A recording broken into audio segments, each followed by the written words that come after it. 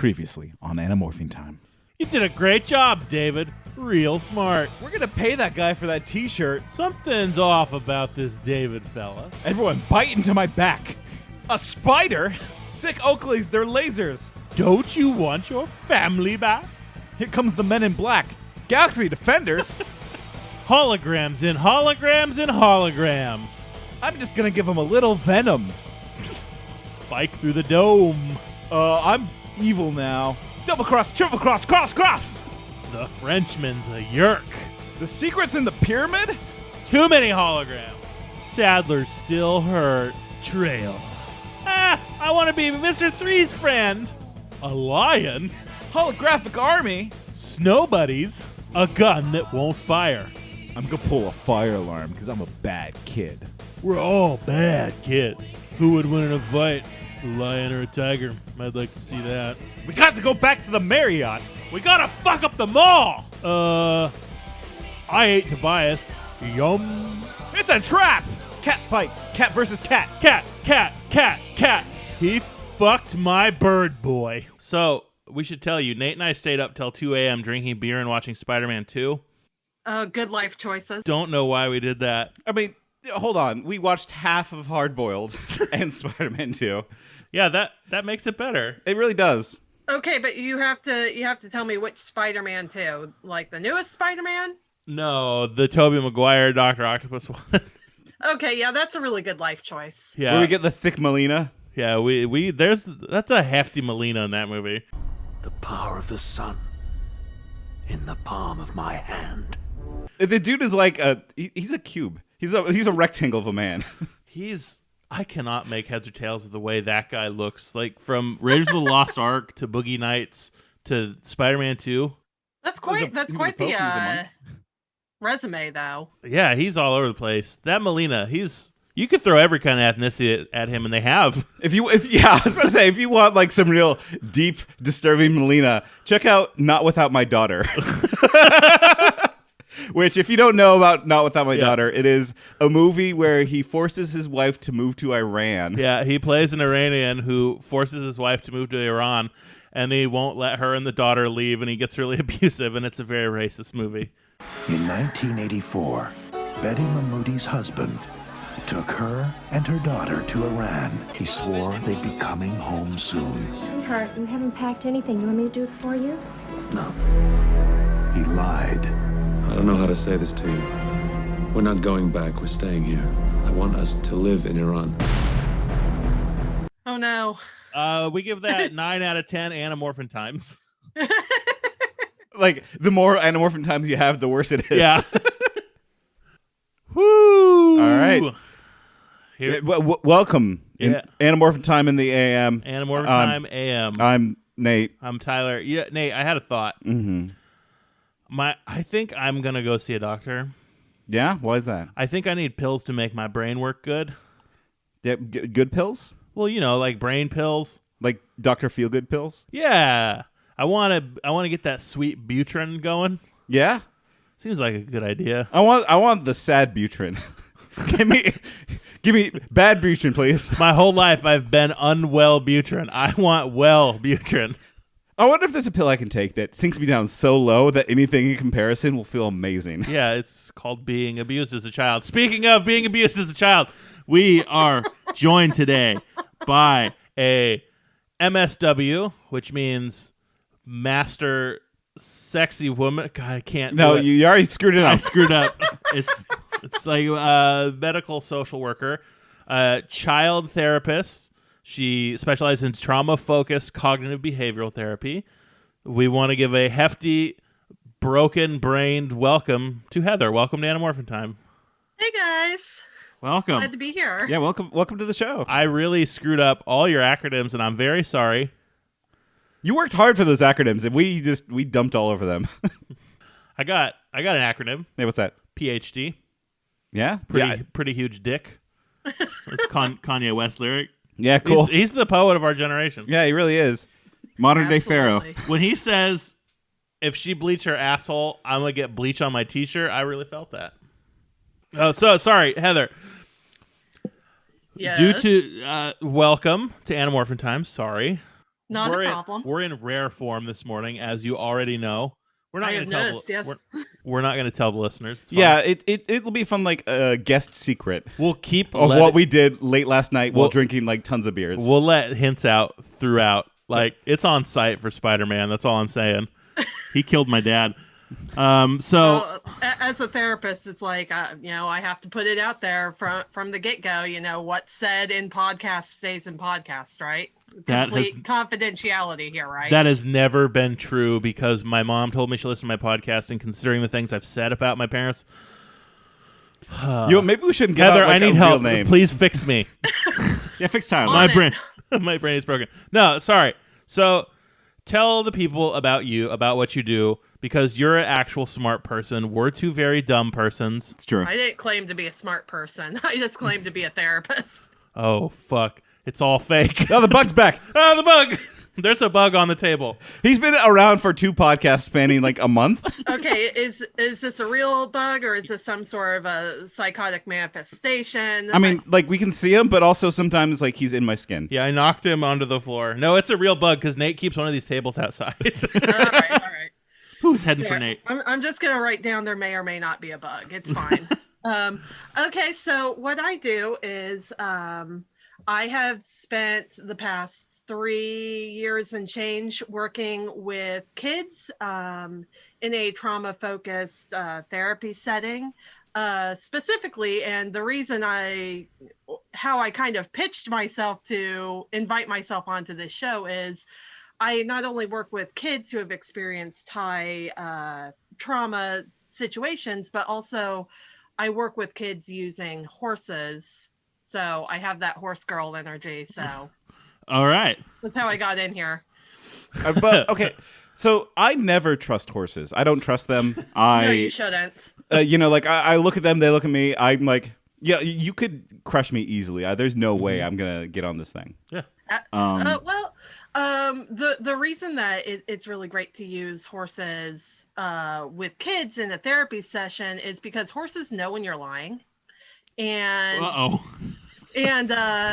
when kids come in and they're like, no, everything's fine, everything's great, and inside they might be scared or angry or whatever, they're lying to you. The horses will act up as a result. Child therapy is manipulating children. Bingo. It's all a Absolutely. trick. Listen, kids, And listen to the also- show. Just don't trust them. And also, the horses are allowed to like kick or bite kids who are being butt heads, and therapists aren't allowed. So, you get a little bit of, fun out of that. I love that. It's like, okay, now tell me the truth. Who hit you, or Moab gets to bite you? Jesus, I gotta start bringing a horse into the hospital. You really should. Absolutely. Yeah. Do you use any meth today? No. I never take meth. I don't take meth.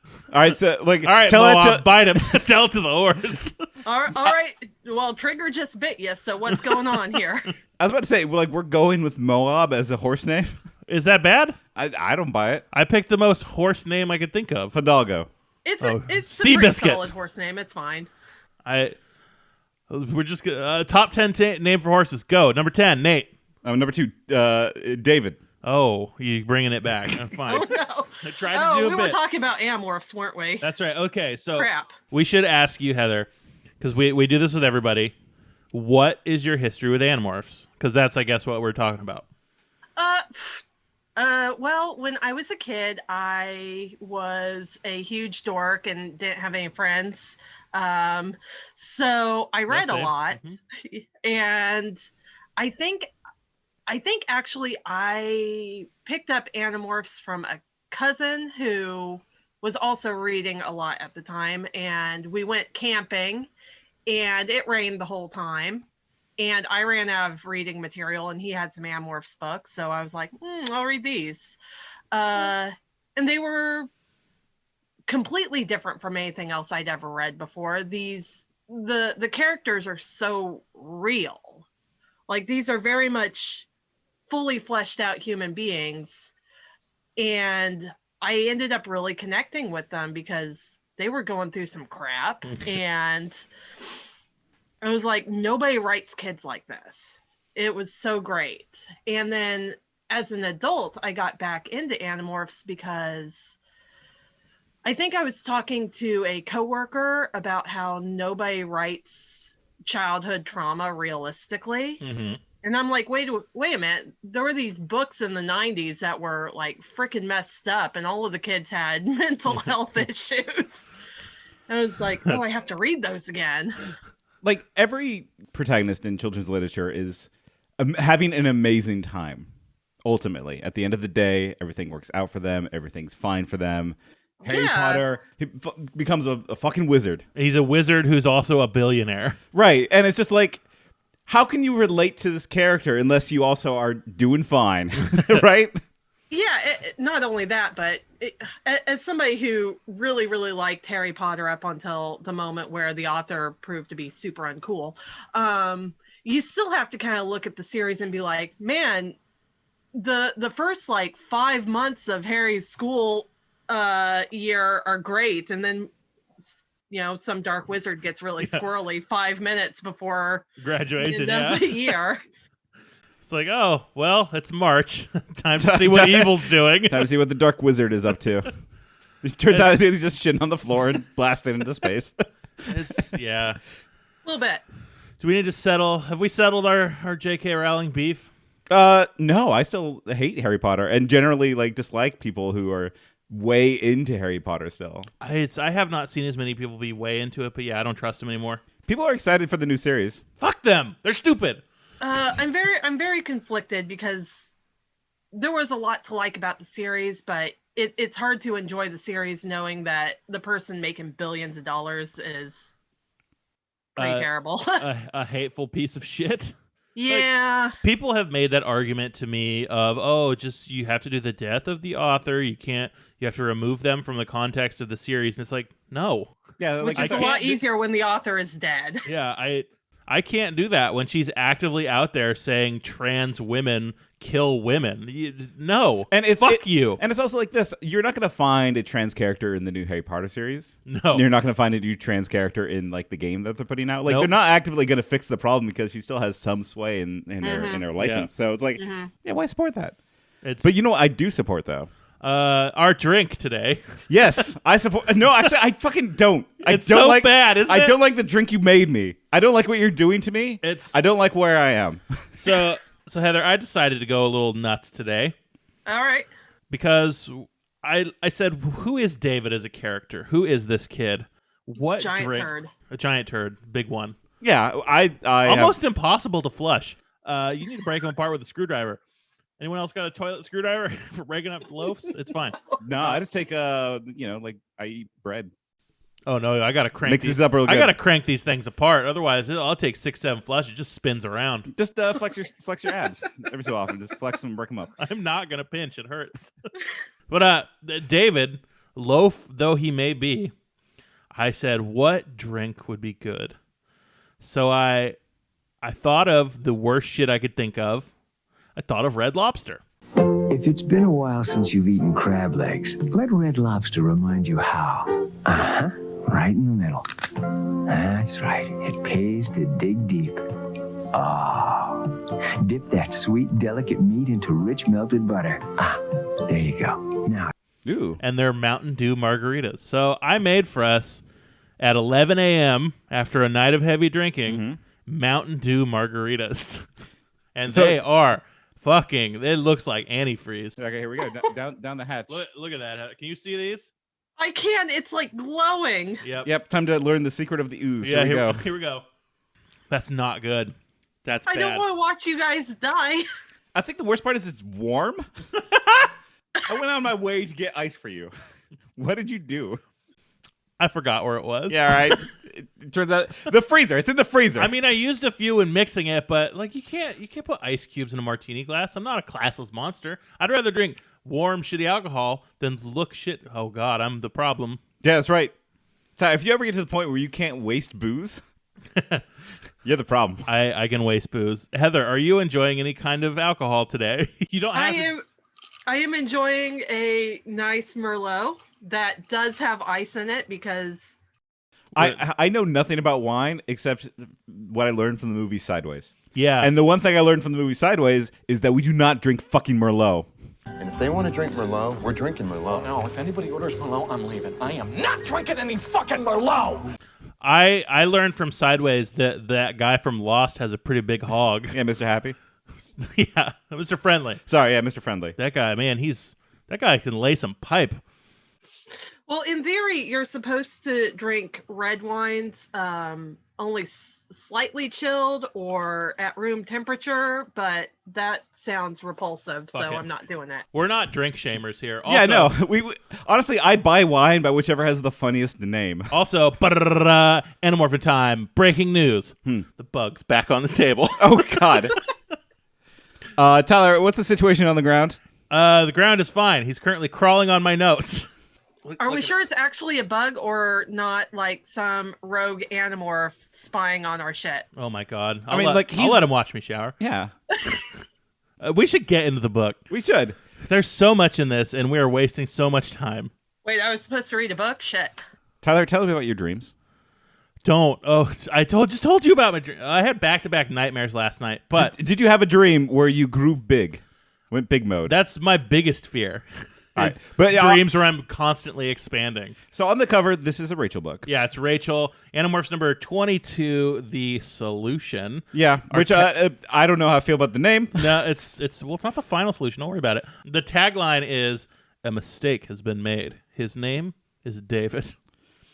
I see this cover used a lot on like Twitter and memes and such. Yeah, people turning into rats. It looks fucking horrendous in a good way. It's used a lot with Pete Buttigieg. That's where I saw it. When the good old Pete was doing his thing. Good old rat boy. He turned into a rat. Well, I feel like that first transitionary photo where she's first starting to turn into the rat looks like some CGI furry bullcrap, and it makes me a little uncomfortable. She looks like she's packing her cheeks there. Like she's saving some nuts for winter. Yeah. A little bit. But we got another banger, that David Mattingly. He knocked it out of the park. My favorite part also is that it's just in the clouds. The background's just clouds. Just clouds. Very whimsical, yeah. Yeah, it's like the background to Windows XP. Remember that? Oh, God. No, I'm going to say I don't. All right. I don't want to talk about it. I'll shit. I'm going to shit on your bits, Nate. All right, fine. I'll do the same to you. It'll be a great podcast. Nope. Shitting on your bits is when we're having sex and I poop on your balls. Yeah. It's hard to do. Accuracy is a problem. I'm very sorry, Heather. So speaking of hot trash, the inside cover. I've heard the podcast before. The inside cover actually shows the construction site, which I was surprised on how dirty the construction site has gotten. It's very destroyed and gross. Yeah, it looks like a dump. Yeah, that's Trash Island. Yep. It's that thing floating in the ocean. It's been in construction for like a year now. What the heck are they doing? I think they stopped because the Yerks just probably stopped it. It's just the way they sneak in. Well, it keeps on blowing up. We don't know why this is happening. A place for them to land a blade ship. I don't know. Yeah, shit just explodes. It seems significant in Animorphs lore. It seems like it's a place we're going to be showing up a lot. Yep. So might as well cover it in trash. Like, no spoilers, but do you feel like someday, like in the distant future when this war is over, they'll commemorate that crappy construction site? I mean, they're going to have to build a dumb fucking statue. Didn't they, like, hide a time egg there? Yes, they did. Like, there's still a time egg. Like, we still have the goddamn time egg in this trash pile. God, there is still the time egg in there. Yeah. The time egg. Y'all forgot about the time egg. I never forget. Yeah, you should be the Animorph expert. 9/11, never forget the time egg. Do you remember in the Dark Tower when Stephen King put the evil orb in fucking Twin Towers? Holy shit. Do you remember What if this construction site is the future site of the Twin Towers? Oh God, what a multiverse that would be. I'm gonna make a different prediction. Okay, that Animorphs takes place in 2002 and the construction site is the old Twin Towers. Anyways, moving on. So yeah, we see a nice rat, which is hanging out by a pipe. We'll find out later what this means. Chapter 1. Nate watched me read this entire book. He just sat there and watched. And I had a visceral response to Chapter 1 with the fat dream. Would you say that's accurate? I would say so. I think I've had the same dream. Heather, I don't know if you've had a dream where you've just grown larger. I have actually had the opposite. I have had dreams where I was very small. I don't know what that says about me psychologically, but... Well, you're the expert. Fucking figure it out.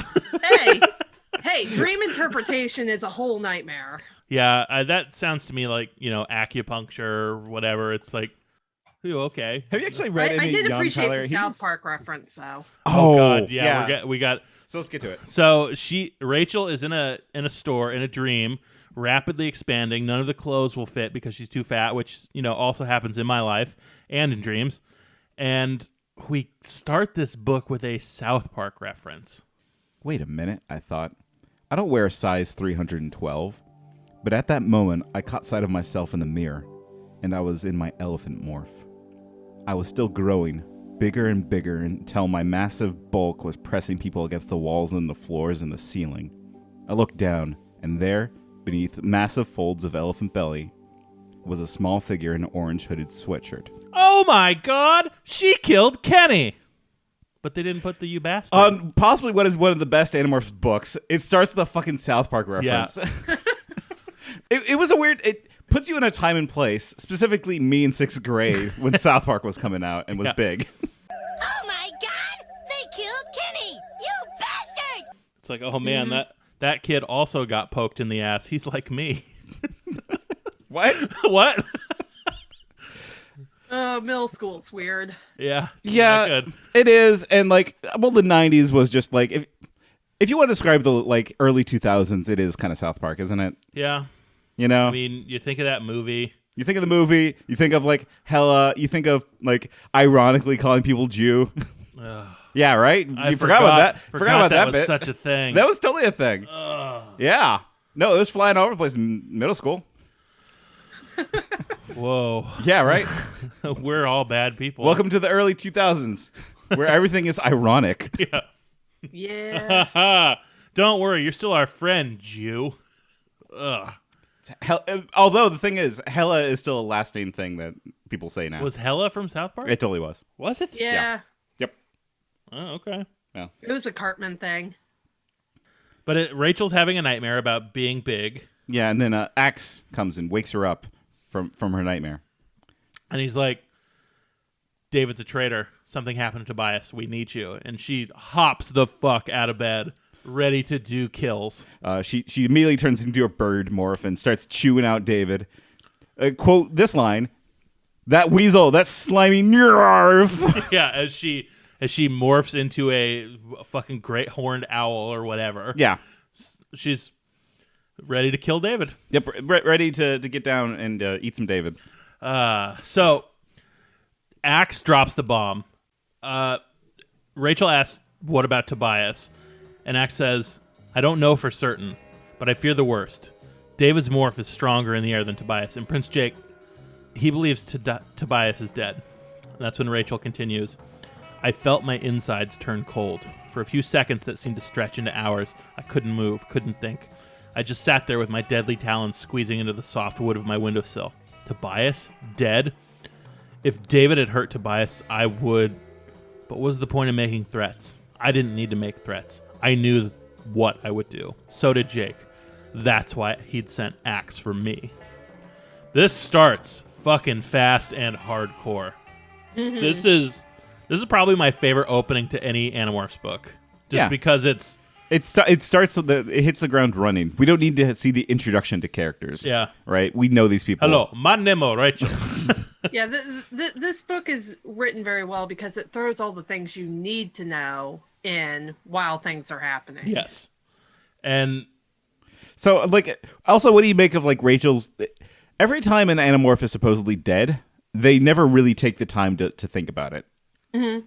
They just kind of move on, say, "That's sad, we have to go." Mm-hmm. And I think that's that's kind of one of Rachel's arcs in this book is dealing with her lack of feeling in emergency situations, Mm-hmm. or not necessarily lack of feeling, but her enjoyment of violence, Mm-hmm. her intensity of emotion is directed in certain areas, but not in others. Yeah, Mm-hmm. Right. She doesn't feel sad in this moment. She feels angry. This is how she deals with this.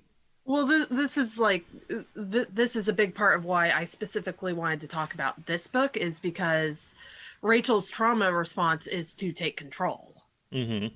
She is in a situation where she has absolutely no control. She's a single person against a huge threat. But in this situation, she can take an immediate control and go after David. It's something that she can do. And so she hops right into it. No hesitation. Do you see that a lot in children? The trying to take control? It depends, but a lot of kids, yes, absolutely. They will look for any way they can take control. A lot of kids in foster care, you'll see their foster parents will say, everything has to be a fight. Everything has to be a fight. Well, this kid hasn't had control their whole life. So they're going to grab it wherever they can. Mm-hmm. So, yeah. That's a thing I've seen a lot dealing with a lot of pediatric psych patients who come in having crisis where they just attack foster parents because they have no other option. And you kind of have to teach the foster parents a little bit like that. It's like, you kind of got to let them fight and give them space because they have nothing else. The ground under them is quicksand. Absolutely. And that's very much how, especially for Rachel, how she will manage her traumatic experiences is, okay, well, I know that I can be the biggest thing in the room and I can do the most damage. Mm-hmm. So that's what I'm going to do. The great thing about her, she's a badass. Yeah, absolutely.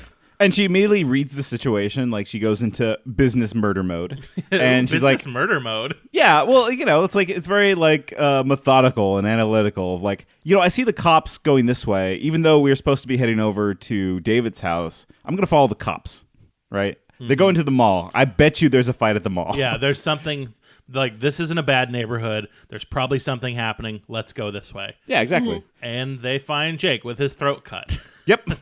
Ripped out as a tiger by David. So Rachel's immediate reaction was to just like go right in, and Axe tries to stop her, saying, no, this is probably a trap. And as it turns out, yeah, it kind of is. It kind of is, yeah. Right, so there's a Jake lost the fight with the lion, is just, laying on the floor all bloodied out. Apparently his a vein in his neck has been cut, which... Yeah. How long does that last? How long can you live? How long would you survive? Yeah, with like your carotid artery. I mean, tigers and humans are very different, but I think the safe bet would be seconds. Okay, cool. Like just a blood fountain comes out. You actually sever the carotid with nothing to stop it, and you just let it go. You're dead in a minute. Cool. Less. But like this is Jake, and he's really he's a fighter. Yeah.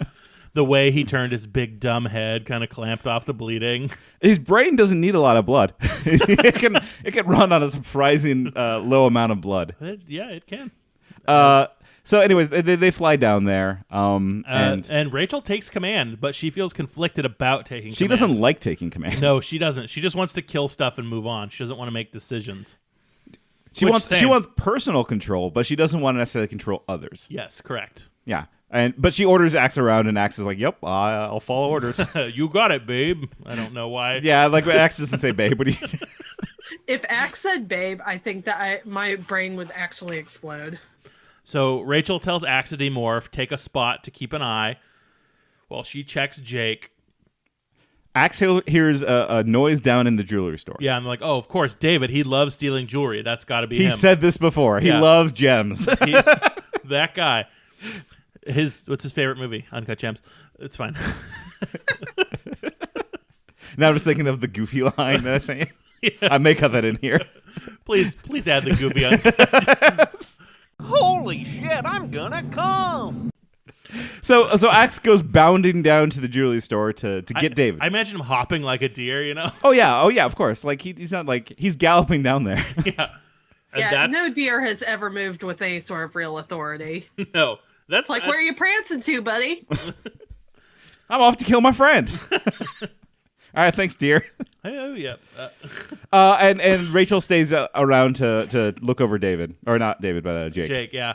And that's when David pops out as a lion. And, like, jumps her. Yeah, jumps her. And he says, I laid a trap. I love being an evil dickhead. Yeah. And I'm like, This is when I started developing my own personal theory of somewhere along the line, David's character had a heavy, heavy shift. This David is not the David that we saw in book 1 and 2.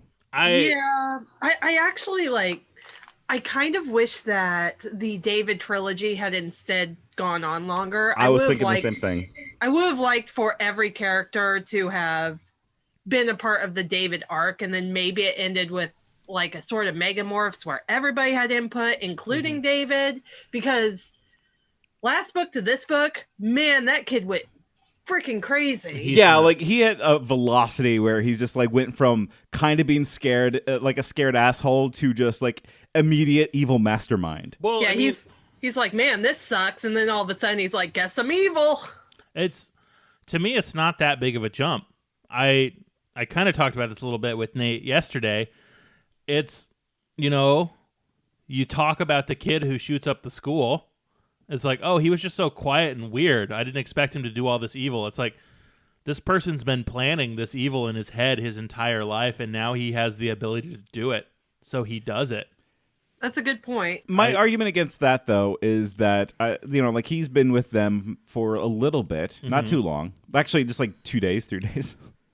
It's been like 3 days. 3 days, yeah. For David. Yeah. But like he's gone along with their plans. At any point, he could have broken off and like done evil shit that would have really screwed them over. He did. But he didn't though, right? Like he could have, but he only did it when there was like clear opportunity to do so, right? So there was a clear, like there was a line of like corruption for David, but here it just happened almost immediately. As soon as he killed Tobias, he just went like full, I'm making plans, and now I'm Dr. Moriarty. I'm out to kill these Andalite bandits. Me, Dr. Moriarty. I'm trying to think of a good villain. What's a good like scheming villain? Oh, Dr. Moriarty from Sherlock. Sherlock Holmes. Pretty good one. Yeah. Okay. How about I'm the evil Dexter. Who's the evil Dexter? Oh, evil Dexter? Yeah. Dexter. People looked at him as the hero. He's still a fucking monster. He's Dexter then. Like he's making plans that are so brilliant and fools every single one of the team here. That it's just like. I would want to see... He's like the ice truck killer from Dexter. He's like the storm at the end of Dexter. He's John Lithgow from Dexter. No one said they were thankful for me. Welcome to the Dexter podcast. Yeah, I know. God. How many people are listening to Dexter right now? Like, I could go off. No, don't. Nobody cares about Dexter. He's like Jimmy Smits from Dexter. Save the Last Dance Girl from Dexter. Here's the point that I'm trying to make with Dexter is that David, I think, would have been a good, nice, slow burn if the books gave him the opportunity. I was disappointed that this was a trilogy and not just a reoccurring character that would show up and mess up the Animorphs shit. There either needed to be more books about David or there needed to be more backstory, because somebody doesn't flip and become this evil mastermind unless there was something that happened in his past that made him predisposed to be so. Like an abusive cop father? Yeah, like that's my pet theory. Well, fair. His dad did seem like a real dick. Yeah. I'm not so like interested in like what happened to David to make him this way. I'm more interested in the presence that David would have on the Animorphs. Like because like there's no lingering threat for them aside from like who could be a controller. Like it would add that extra like rock on the pile of paranoia that they would have that I would find interesting. I kind of want more stress in their life. Which, yeah, no, but like, well, yeah, like but the thing that makes these books interesting is kind of having tortured characters a little bit. If they're still taking acts to the movies, they have too much free time. Yeah, like he's still able to like cause a scene in a mall, like like maybe have a series of like 5 books where they're all kind of like stressed out, and then, but then again, like I shouldn't try to rewrite these books. Yeah, just take David for how he is, a piece of shit. Yeah, you know what? Yeah, you're right, David. That's why you don't see a lot of Viscera 3 in this book, because David has taken the place of evil and loving it. Because, I mean, sometimes the people you're fighting to save are worthy of being saved, and sometimes the people will sell you out and try to kill you. Sometimes you want to make a cool street gang of animal thugs. And honestly, like, I can't hate David for that. No, I would like that does sound pretty radical. I'd love to find my personal rock steady. Yeah. You're Rocksteady. I'm Bebop. I'm Bebop. We're both Bebops. So David sets this trap in the jewelry store. Axe goes bounding down. David jumps on Rachel, and she has to scramble to get away. Yeah, she does a parkour. Yeah, she jumps over the ledge and hangs onto the ledge as David is like scrambling to not lose his footing on the floor. Because if you see a cat on linoleum, you know that they don't have control over their murderous big lion David, just so cute, slipping and sliding on the linoleum. I'm picturing like the Hanna-Barbera like sound when he's like slipping on the linoleum. I mostly appreciate like Rachel continuing to weaponize her gymnastics. It's like that stupid scene in The Lost World. We were talking about that. It's like so many people hate that movie, but they love Animorphs, and Animorphs does that scene too. I, for one, what's loved up that with scene. that, people? I loved that scene. Here's the thing about that scene is that they build up to it so long in that movie. Like every other like line out of that girl's mouth is, "I'm great at gymnastics." My daughter is gonna kick this raptor's ass. Nice Jeff Goldblum. Is that good? I can't do it. See, I was thinking you were gonna go for a Jim Cotta reference. Though. No, all Jeff like, Goldblum all the time. Like I feel like Rachel would be very good at Jim Cotta. Jim Cotta. Rachel uses her admittedly rusty gymnastics to jump onto a beam in the middle of the mall where David can't reach her, and David fucks right off. He's like, I'll get you later. I will eat your parents. Goodbye. I'll get you next time, Gadget. I'll kill you. You're dead, little girl. And like Rachel yells back, and she's like throwing death threats left and right. I'm gonna kill you. I'm gonna fucking kill you. I'm gonna rip your fucking head off. Here, like we should actually quote that verbatim because like it's coming from her mouth. I stared back at the lion, the traitor, and I said, "Find a place to hide because I'll make a promise to you. I will kill you, David. I'll kill you. I'll kill you. I'll kill you." And it's just like it's never been that explicit. No, like she's never lusted for blood. Yeah, like this she's is always like her breaking point. Yeah. She's always been excited by violence, right? And Jeremy Jason McCall. Yeah, both the things are very exciting to her, but she's never like wanted to kill somebody. And here she wants to kill David. She wants to end him. Which, do you think it's earned? Is this a earned character turn for Rachel? Yeah. Oh yeah. No, they've built up to this, okay. right? You can always see these things come. It's been pretty well established through the series so far that like her anchor is Tobias, and once that's gone, would she do this for Marco? No. Nobody would do this for Marco. I think she would.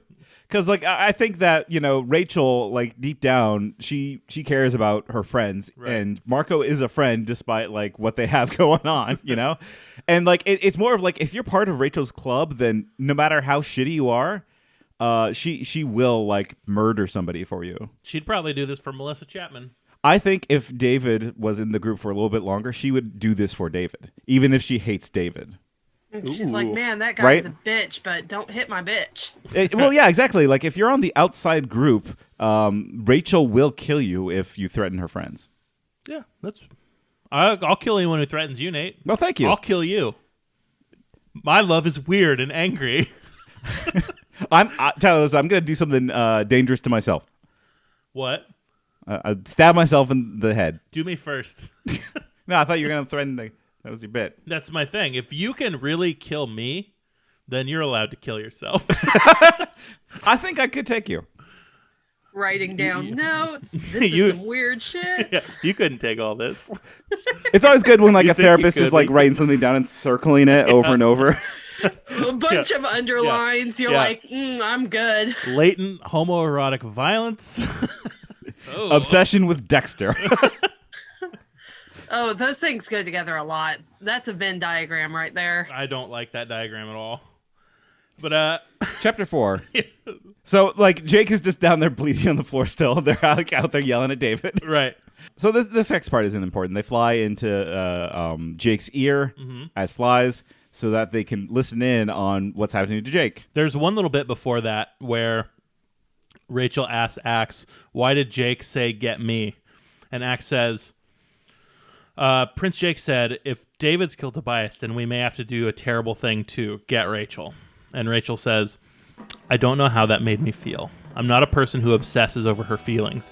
You know what I mean? Some people can't stop looking inward constantly, and that's not me. But it definitely made me feel strange.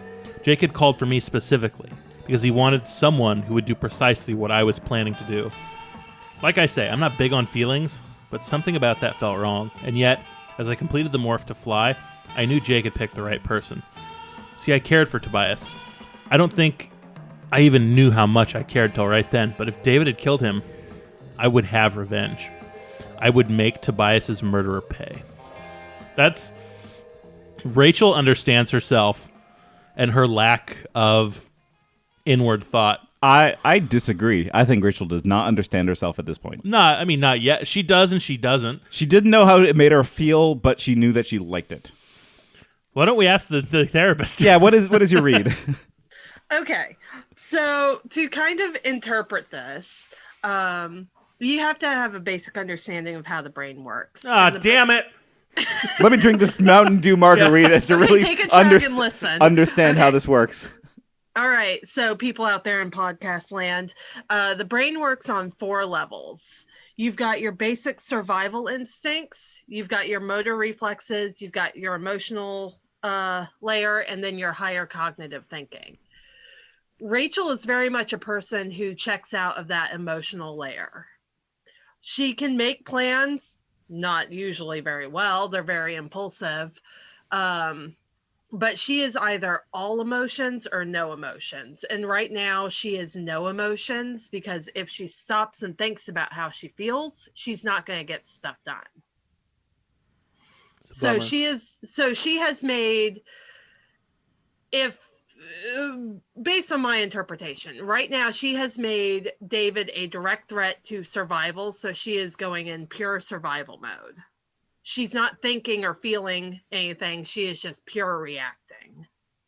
Like me when I'm hungry. Yeah, when you're hungry, you're like, some people say, I stop looking inward constantly. Yeah, when I'm hungry, it's like, I will have my revenge. Whoever made me hungry, I'll kill them. You just take out that emotional layer. You're like, listen, giant hamburger. This is not an emotional response. This is a survival response. This Big Mac, I have no feelings, just hunger. Yeah. So, in your time with working with kids, do you see them ever, like you said, there were the 4 parts of the brain. Is there a certain thing that kids will gravitate towards too, in terms of how they process stuff? Like, which area of the brain works best for them? This might be a stupid question. I'm drunk at 11 a.m.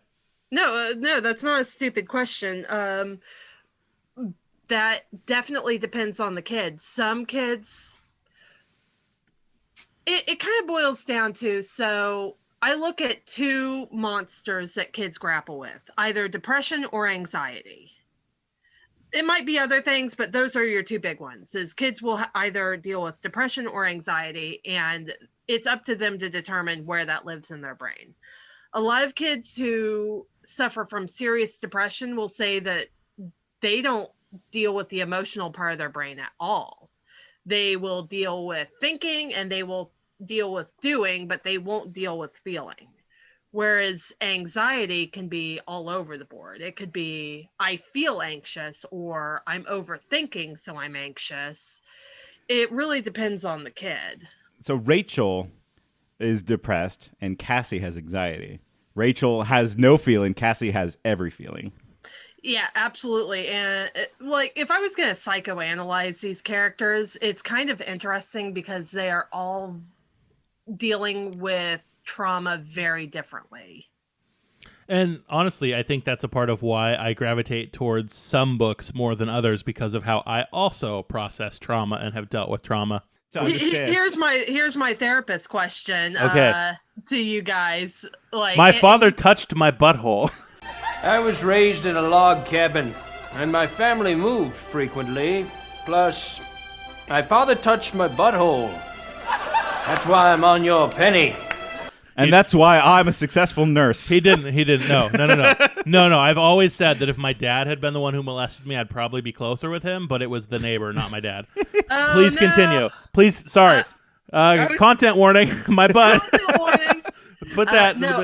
No, I was going to say, where do you feel that you experience your trauma in those 4 layers of your brain, with however much you feel you want to share that. I'll share anything. I don't give a fuck. He'll show a hog. He'll do it. Yeah. You want to see my pee-pee? Yeah, why not? No, you don't. It's not good. It's not good. Yeah, it looks like when you try to feed a horse a sugar cube. Oh no! I don't know what that means. But you can picture it. I can. No, I often am pendulous between overthinking and not thinking at all, if you can believe that. And I find that I'm often more not thinking than overthinking. So you got a Rachel live in your brain. I think so. That's definitely a Rachel. I got the big D, the depression. You got the big E for elephant. Got the elephant brain. Now see, the perpetual overthinker is Marco. Yeah. Okay. Yeah, well, he has the paranoia, right? Like that's the thing that Jake lists as his strength is his paranoia. He's always suspicious. Well, yes, absolutely. But I also see Marco as somebody who is very much disassociated from the feeling part of his brain, because a guy who can say, okay, for the betterment of mankind to end this war, I could and would kill my mom. That's a guy who has shut down that part of his brain. Right. He's a big boy. Our big Marco boy. Our big Marco boy. Our big dumb Marco boy, Jake, is dying on the floor. Yeah. And they call in the only the cops call in the only person who can save a tiger. Yeah, Cassie's mom. Well, yeah, like what? There's a town only has one more veterinarian in this city. Yeah, there's only one big cat tiger veterinarian though. I love this. I love this stupid shit so much. She runs in all ER style, and she's like goes right to business and said, "Quick, hook up this tiger blood to the IV. Cassie, make sure that you squeeze the bag." Yeah, get his heart pumping, which not how it works, but whatever. We don't care.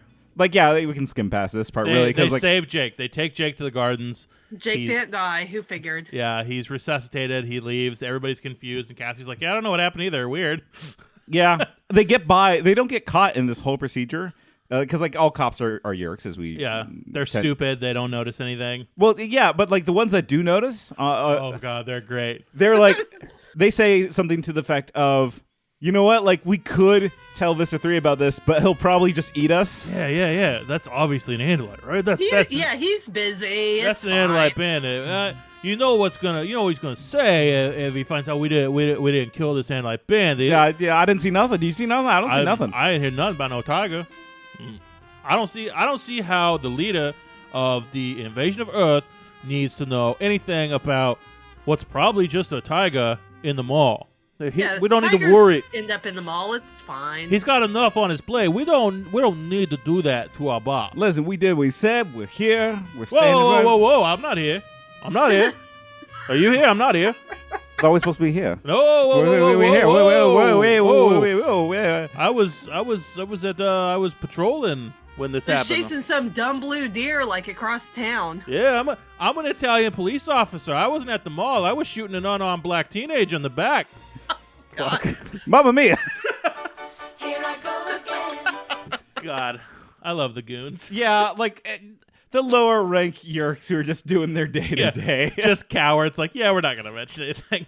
Honestly, if you work at a job where you would put yourself at risk to get no reward, like, yeah, don't do that shit. Don't tell your boss that, like, you know, something's afoot. Your boss is not your friend, and if you think he is, you're an idiot. Yeah. Sorry. Yep, sorry. You might like your boss. You might get along with your boss, but if you think he's your friend, that fucker would sell you out for more money for him. Yeah, it's like if somebody has and will. It's like if you're working the front counter at a store and somebody robs your store. Like, what, you gonna take a bullet for their boss? No. Give them everything. Just be like, yeah, man, have it all. Yeah, if you see someone shoplifting, are you gonna even take the time out of your day to tell your boss that somebody was shoplifting? He'll think you're doing it. Oh my god, did I tell you about the guy I helped shoplift? No. Oh, you guys want to hear this real quick? I do. Okay, so this is like peak pandemic. Sorry, we'll try not to talk about the real world. It's too sad. But there was this guy doing the thing at the self-checkout, ringing up groceries, and he felt his pockets, he looked around, and he picked up the bags, and he just started to walk off, and the guy from Safeway's like, hey, whoa, you got to pay for that. but he's like far enough away he couldn't see the screen. And I had finished paying for my stuff, and I was like, "No, man, I watched him pay. He's good." And I walked him out with him, like, hell yeah. And he's like, "Thanks, brother." I'm like, "Man, just have a good time." Yeah. What was he buying? Just groceries and a lot of beer. Whatever. Yeah. The stores can afford the loss. People need to eat, and if you drink every day, you have to drink or you'll die. That's true. Yeah. Yeah. It's a victimless crime. Exactly. Anyone out there, steal from the grocery store. It's great. You know what is a victim full crime? What? Is eating your friend as a lion. Yeah, don't do that. It's not cool. David did that, and David needs to pay. David does need to pay. So that's when Cassie's like, "I got this. I'll take care of Jake. Go check on Marco." Right. So they like, "Oh fuck, Marco." So That guy, huh? Yeah, Rachel and Axe fly to Marco, fly to his house, see him sleeping on the bed, as you do. Rachel thought speaks, screams him awake, and she's like, "Are you alone?" He's like, nods. Mm-hmm. They fly in there, and wouldn't you know it, as soon as Axe flies through the window, swoops in, thwack. Marco thwacks him with a Louisville Slugger. When I read that, I thought Marco was just being paranoid and thought that Axe was David. As it turns out, that is not the case. Our boy David has morphed Marco. Like, again, this is why I'm like, he has become immediately like 100 times smarter, because he had the forethought to like fly over to Marco's house, knock up and tie up Marco, become Marco, pretend to sleep in his bed, pretend to be awake when Rachel wakes him up, and then pulls a bat just to knock out Axe. Says it shatters his beak, which is terrifying. A chunk of beak hits Rachel, she says. It's like somebody's teeth hitting you in the face after they get punched.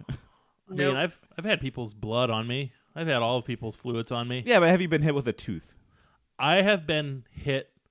You know the worst thing I've ever been hit with? What? Love. No. Oh no. Might as well face it, dude. No. So I was helping a urologist put in like this big old, like, it was a bedside. Basically what it was a giant camera that goes up the penis to dilate the urethra to put a catheter in, because he had strictures, which just means tightening of the urethra, so it couldn't get a catheter in. So it's this big, long, snake-like thing that they put up into the abdomen with a camera that you can force in there to get pee out. Ride the snake. And you shouldn't be afraid to ride the snake. Ride the snake. And this urologist was like, "I just need a nurse to help." And what that means, when a doctor asks for a nurse to help, what they want us to do is just hand them shit.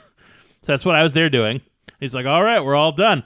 I'm going to remove the tube." And he pulls the tube out, but he does it quickly, and he doesn't hold on to it. And the tube flies back and hits me in the beard right here on my face. And so I had bladder juice all over my face until I showered. Oh no. So you had a Mountain Dew margarita all over your face. The only thing missing was some Cheddar Bay biscuits at Red Lobster. Red Lobster is where America goes for seafood. But then, like, Rachel's like, "All right, you dumb fuck. You want to kill me? Come and kill me, bitch." This is exactly what she says. She says, "Follow me, David. We'll see who wins in this aerial dogfight." Like, at this point, I feel like she's not like as angry, but she's plotting. Yeah. Right? She's just like, she's hot dogging it, you know? Hot dogging it? Yeah, you know, like in a dogfight. That's what. Come on, Ty. You know, you've heard the term hot dog. Yeah. I know, because you watched Battlestar Galactica. I didn't know it was an aerial battle thing. I thought it was just an ugly guy on Battlestar Galactica. They call him Hot Dog because he's ugly. Because he looks like a microwaved hot dog. Well, so does Edward James Olmos. Oh, that's right. It's his son, huh? Yeah. Edward James Olmos, also on Dexter. He played a ghost. Damn you, Dex. He played a Colin Hanks' ghost friend. Hey, spoilers. Dexter. Spoilers for Dexter. He's everybody. a ghost the whole season, and I called it, and all my Facebook friends got mad at me because I'm good at TV. Dexter sucks, except for the first 2 seasons. Those are good. You know what doesn't suck, though, are dogfights. I love dogfights. Yeah, and David immediately goes after Rachel. Rachel's like, "I'm an owl. I'm faster. I'm letting him catch me, but I'll win." She's not fast. She is surprised on how fast and how like agile David is, considering that he's essentially a flying tank. Yeah, like, you know, David has a golden eagle. Like, it's like if what did you say, 10-year-old? The size of a golden eagle? I mean, they pick up 4-year-olds. Yeah, so a 10-year-old. They can carry children away. They can take a baby. So but Rachel is still surprised on how agile this flying, the 10-year-old is. And she's trying to outmaneuver him, and she's like, all right, I got this one plan. If this fails, I'm toast. Right? Yep. And so she starts flying towards a power line because she knows that David can't see in the dark. Yeah. She can see in the dark. She's been an eagle before. She's got insider knowledge. Mm-hmm. She has experience being an Animorph. She's like a hedge fund who knew to short sell the GameStops. I don't know how it works. It's coming out in 2 weeks. This whole thing's going to be over with some new terrible reality. I know, but I'm just trying so topical. I'm trying to think of something current for the people. Okay, the Bean Dad. Yeah, that dad. Damn you, Bean Dad. I won't let my daughter open beans. She needs to learn a lesson. So really, David is the ultimate bean dad because Rachel's trying to open the beans of killing David by going to the power lines. Yeah, right. But David's like, that's not going to work. He catches her. Right. He just overpowers her through speed and maneuverability. She gets close to the power lines, but then she feels claws ripping her wings. Yeah, she tries to flap, but her body can't do it. Just like how we felt the tweets of anti-Semitism from Bean Dad. Yeah, he rips Rachel apart. Yep. And he goes in for the killing blow. Yeah, he's like, I'm gonna love eating your brain or something. Well, here, let's find out what he says. It's actually kind of cool. Can of beans. Yeah. I'm gonna rip you apart like all those people ripped our capital. Here's what he says, and this is actually a cool line. Sorry, Rachel, but after all, birds die all the time, don't they? He is so good at disassociating. Right. Tell us about what you think David is in trauma response there, Heather. Okay, so with David, like I said earlier, I kind of want to know more about him because there has to be some reason for him to be able to disassociate the way he is in this book. You find and this isn't my area of expertise, but I've read a lot about it. Same with me and sex. I'm so sorry.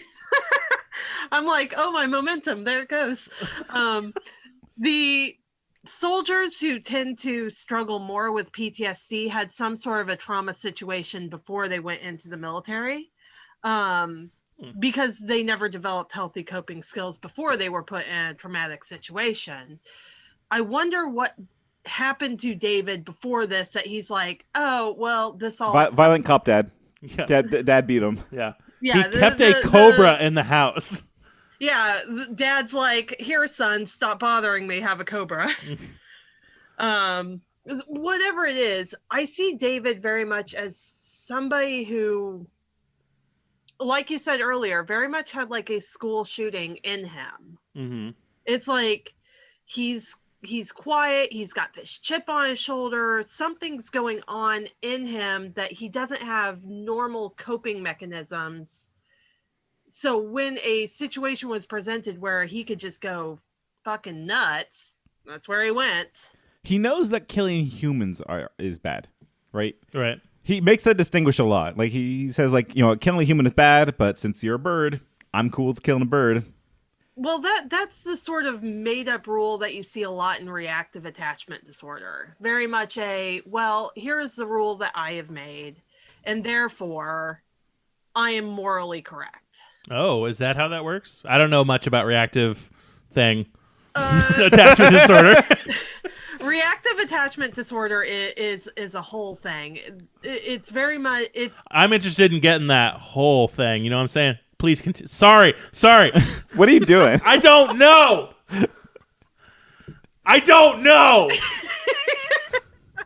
Everything is just a hole or stick to you, huh? It's 11 a.m. I'm blasted on Mountain Dew.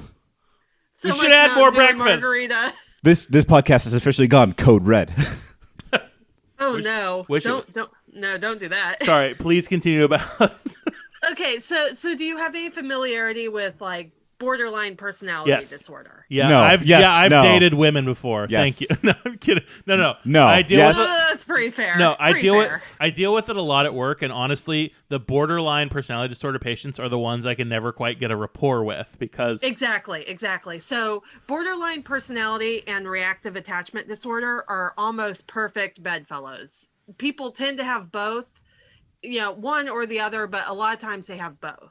So with reactive attachment disorder, which I see a lot in David and interestingly enough, also kind of Tobias, you have a hard time forming healthy relationships because one was never modeled to you. Okay. So David can't form a connection with any of the Animorphs. He immediately tries to take control. He immediately tries to fix the parameters to how he wants them to be. And he's making up rules that make complete sense to him. Yeah. But not to anybody else. And yeah, that makes a lot of sense viewing David that way. That is like David will say a cheetah can't steal jewels. right. But That then again, doesn't a make cheetah can't steal jewels, so I mean, I kind of get it. Oh no, the David be Defender's fair. here. Listen, have you seen a cheetah steal a jewel? A cop calls that in and they're like, you're freaking ridiculous. Go home. I've seen a monkey steal a peach. I hate you. He's so pleased with himself. He's turning red from laughter. That's so funny. So happy. Because it's a martial arts move where you grab someone's nuts and you rip. We're gonna attack the groin remove monkey steals the peach. What actually is the technique monkey steals peach? This hand comes in right through the groin. The monkey steals the peach. So pleased with yourself. I'm just saying, but a cheetah can't do that. What's this They have about claws. homoerotic subtext? It's overtaxed, whatever that is. Listen, I'm just saying a cheetah can't steal the peach. Only a monkey can. Stop saying it. That's his hard stance. Anyways, Tobias comes and saves the day. Tobias, Yay, Tobias. He's not dead. Everyone, he's not dead. He's not. Our bird boy's alive, and we love him. You all thought he was dead. Nope. Killed beloved character halfway through the series. Yeah, this is not Nope. Game of Thrones. Yeah. They will kill everyone at the end, I'm sure. Yeah, this isn't. I'm trying to think of another one. Redwall. Do people die a lot in Redwall? Some people die. Yeah. People die a lot in Redwall, especially if you have overarching characters. Yeah. I mean, those mice have swords and shit. Watch out. I so badly want that to be your follow-up podcast. Oh God. Those books are so long, and there's so many of them. The only thing I know about Redwall, honestly, is that there's rats with swords, badgers are bad. No, badgers are good. The badgers are good. And that they're way into feasts. Yeah, they do love a good feast at Redwall Abbey. Yeah, there's a lot of food porn in those. But dude, I love a good feast, and I like swords, and badgers are okay. Badgers are pretty good. Anyways, Tobias comes, saves the day. David just flies off. Well, he got fucked up a little bit, so I get that. Yeah. He had a bird claw in his head. David is stupid to not realize Tobias is alive. Yeah, he did get. Well, I mean, whatever. They could have all gotten red-tailed hawks. He doesn't know them well Surely enough. there's only one red-tailed hawk in this town. Well, and also, I think David's the type of person that doesn't think he's ever wrong. Okay, yeah, fair. I think he comes to a That's conclusion fair. and he sticks to it. Yeah, that's David. Okay, yeah, you're right. So anyways, Tobias saves the day, and they all fly home tired. And then they have a normal day. Yeah. Good Lord, the next chapter. I'm going to school, I guess. Yeah, Rachel doesn't sleep. It's like, well, time to go to school. When's the last time you pulled a 24-hour? It's been recent. Yeah.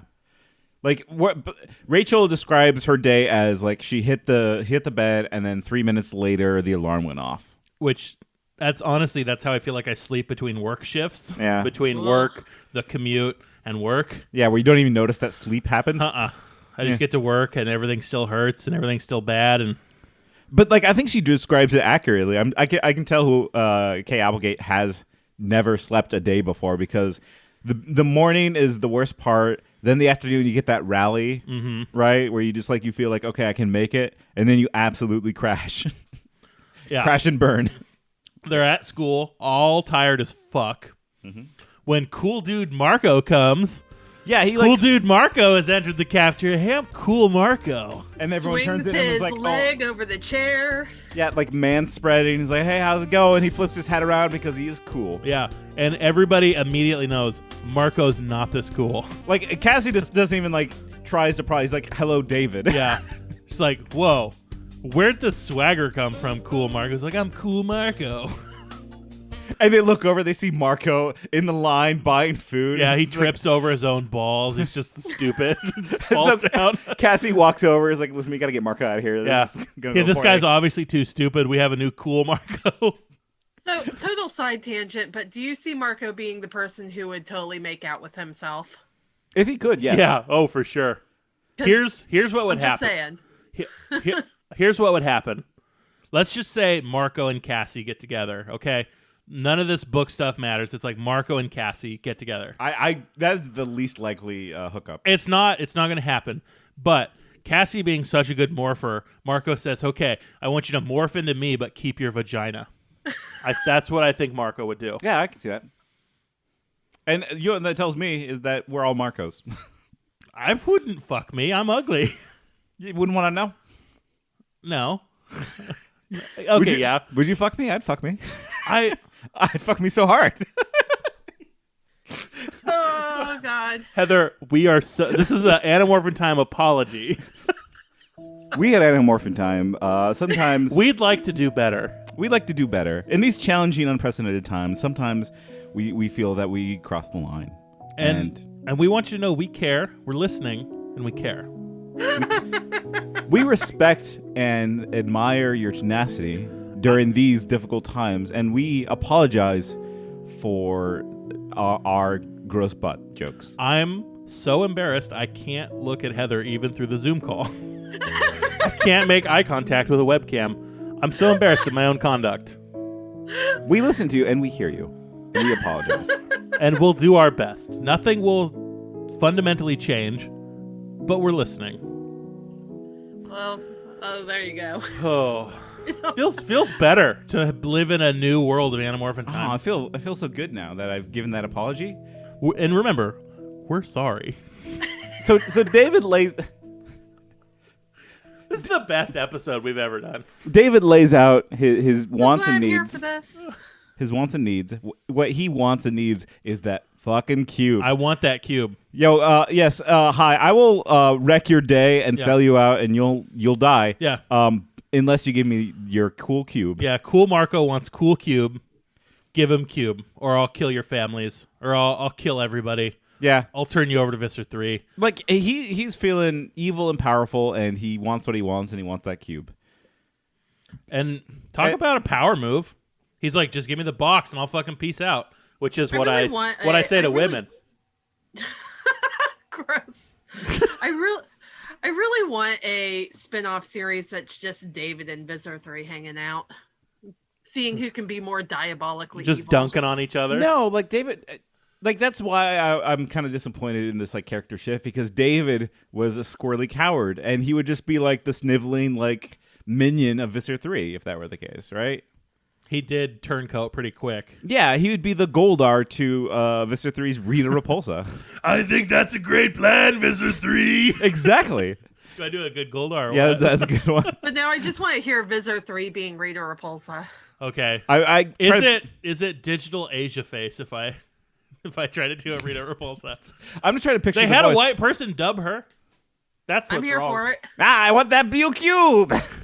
I can't do it. I know who the Animorphs are, my Visser.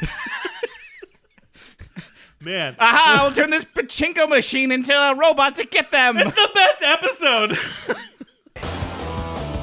Prepare to be jammed, pinball brain. Sticks and stones may break my bones. Yeah!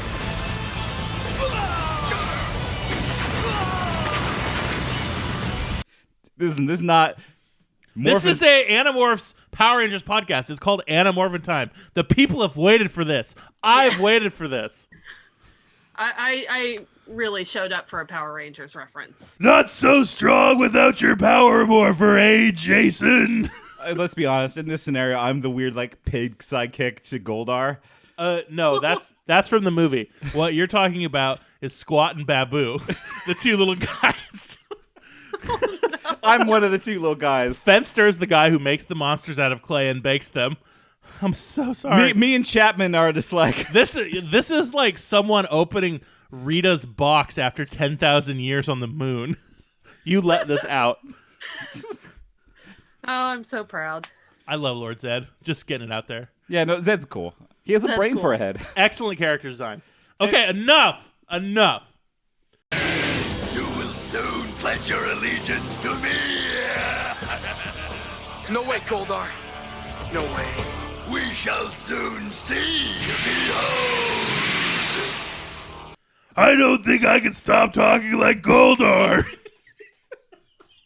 The thing I appreciate about this podcast is it stays so on subject. Yeah. We're so good at this. No, here's the thing. We can get shit done. Here we we go. can skip to the end. No, let's get shit done. We do this right. Okay. So David gets up after his like give me your cube speech and walks away, and Rachel goes to pursue. Yeah. She follow who's it? Cassie tries to stop her. Does she? Yeah. I mean, Cassie's maybe. like, hey, don't do that. Yeah, like Cassie knows that you're going off to like do something violent and stupid. Hey, Rachel, where are you going with that fork? Right, exactly. And hey, your food's over there, stupid. Right. Well, Cassie knows what Rachel's gonna do. Yep. And Jake says, "Let it happen." Yeah. Right. And Rachel goes off with the fork to follow David and confronts him behind the school where nobody's around. David is feeling all confident because he's like, well, you can't morph here. Right. And what he doesn't realize is that Rachel will kill him. Rachel will just kill him as a person.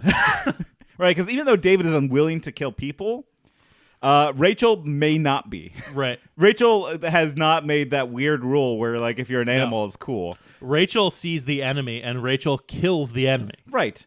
And so what happens is that Rachel takes the fork, knocks David on his ass, sticks the fork in his ear, and says, I will kill your family. Yeah. I will find your mother and father as controllers, and I will eat them as an elephant. She's like, yeah, you could turn us over to Visser 3.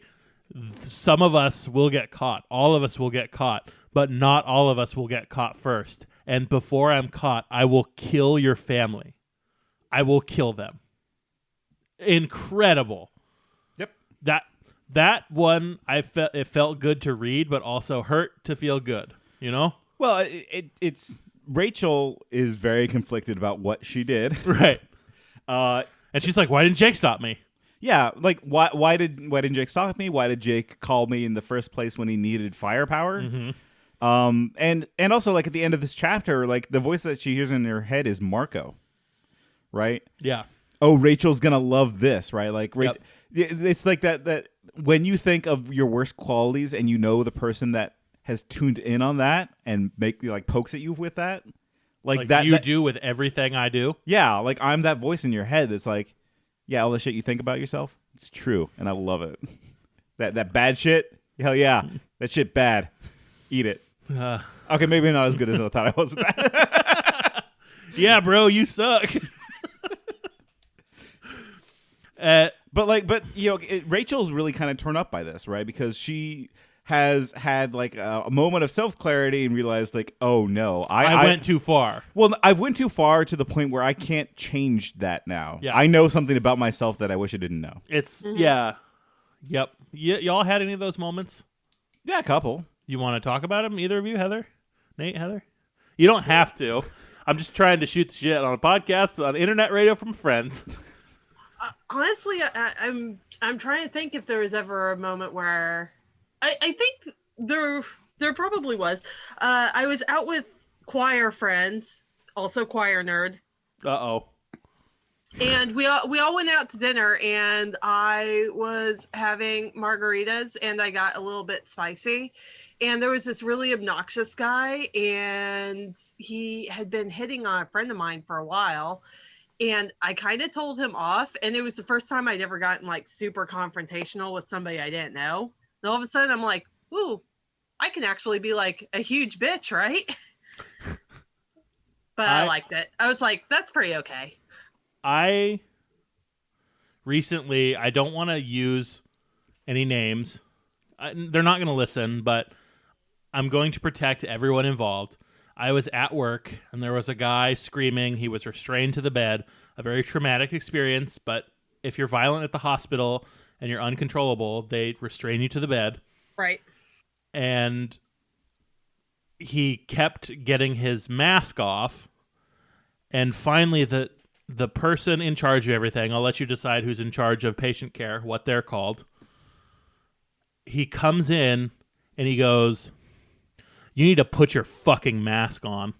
It's against the law. You could be spreading this fucking disease. So you need to stop acting like a fucking child and start acting like a fucking adult. Otherwise, we're going to roll you outside and let you fucking die." And I was like, oh my God. Oh my God. Awesome. I loved watching it because the patient was really pissing me off. But that is going too far. Like, I knew a charge nurse who used to punch patients. Like, that's going too far. Nate, what you got?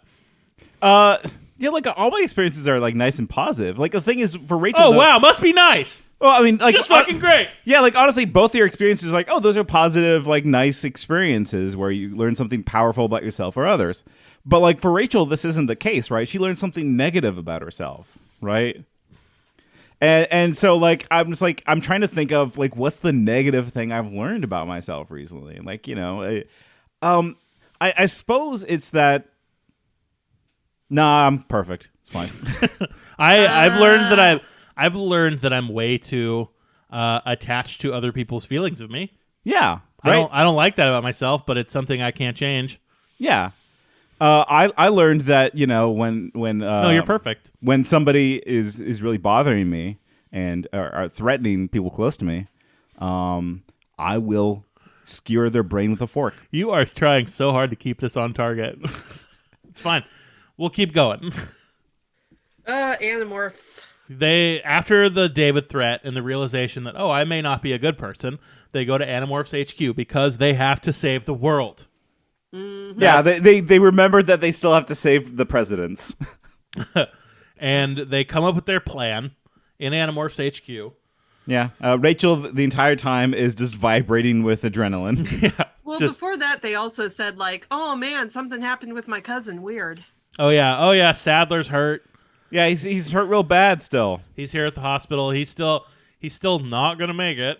Sadler, stupid name. Worst name. Probably not important to the plot. Probably not. People with the worst names do deserve to die. Yeah, we're talking to you, Corey's. They make their plan. They don't really cue the reader in the plan, but they're like, "We're going big mode." Yep, it's time to go big mode. We're going big mode. We tried to be smart, we tried to be subtle, but we're going big mode. So they go acquire some morphs. This all happens very quickly. We're going to move quickly because this is like the boring part of this book. Yep. Yeah. And they fly to the Marriott as seagulls. There's a storm/hurricane happening. They poop down into the water, turn into dolphins, swim to the Marriott, go to the shore, and like, okay, it's time for big mode. Yeah, they land at the beaches of Normandy and go big, and their plan, which is kind of a good plan and something they should have done a long time ago, is just like, let's tear up the joint and make them leave. Yeah, they turn into elephants and rhinos and smash the place, which admittedly sounds pretty fun. It works, and we get a nice little cameo from some world leaders. Heather, did you recognize who the drunk world leader was? I thought about that and I'm like, who is this? And I never really did settle on an answer for that. Do you want to know? Do you want to know who it is? I know who it is. Who it was. It's Boris Yeltsin. Yes. Because how do we know it's Boris Yeltsin? What cues you off of it's Boris Yeltsin? How much do you know about Boris Yeltsin, Heather? Not a lot. So Boris Yeltsin, Prime Minister / President of Russia for many years, worst kept secret ever, always drunk. From morning to night, always drunk. I assumed it was somebody from Russia because they made a point of saying that he was pouring a glass from a bottle of clear liquor. What else did they mention about how he was dressed? I'm like, jockey shorts. Yeah, so let me tell you about Boris Yeltsin staying at the White House with Bill Clinton. So, Boris Yeltsin came over from Russia, as you do, on a diplomatic thing for some peace summit, much like what's happening in this book. And Boris Yeltsin was found by Secret Service and other Russian handlers down the street in his underwear, drunk out of his mind, yelling, "Pizza, pizza," trying to hail a cab to go get pizza. That's how drunk this guy was. The guy saw beer as soda pop and would drink it all the time. So it's interesting. This one time, oh yeah, whatever. The guy was so drunk he, went outside in his underwear. Presidents have had embarrassing experiences. Reagan puked or George Bush puked, whichever one puked on the Chinese guy or Japanese guy. But the thing that makes Boris Yeltsin so unique is that he did it a second time. He escaped drunk in his underwear from the White House. So he, during one diplomatic meeting, he started drinking with breakfast, kept drinking all day, had 2 bottles of wine to himself at dinner, and kept offering Bill Clinton bear hugs during the meal. And I'm upset because, dude, bear hug Yeltsin. Give him a giant bear hug. I would bear hug Yeltsin. I'm not going to talk about any of Yeltsin's political accomplishments or feats because 1, I don't care, and 2, the drunk stories are so much better.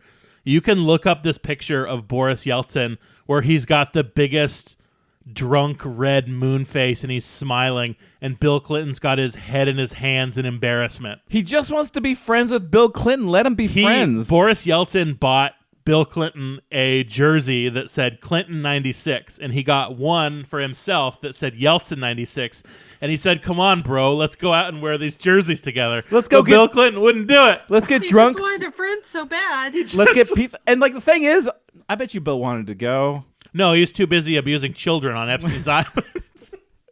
That doesn't take up all your time. See, Yeltsin just wanted to keep drinking, and Clinton only wanted to drink baby blood. Killing children is about adrenochrome.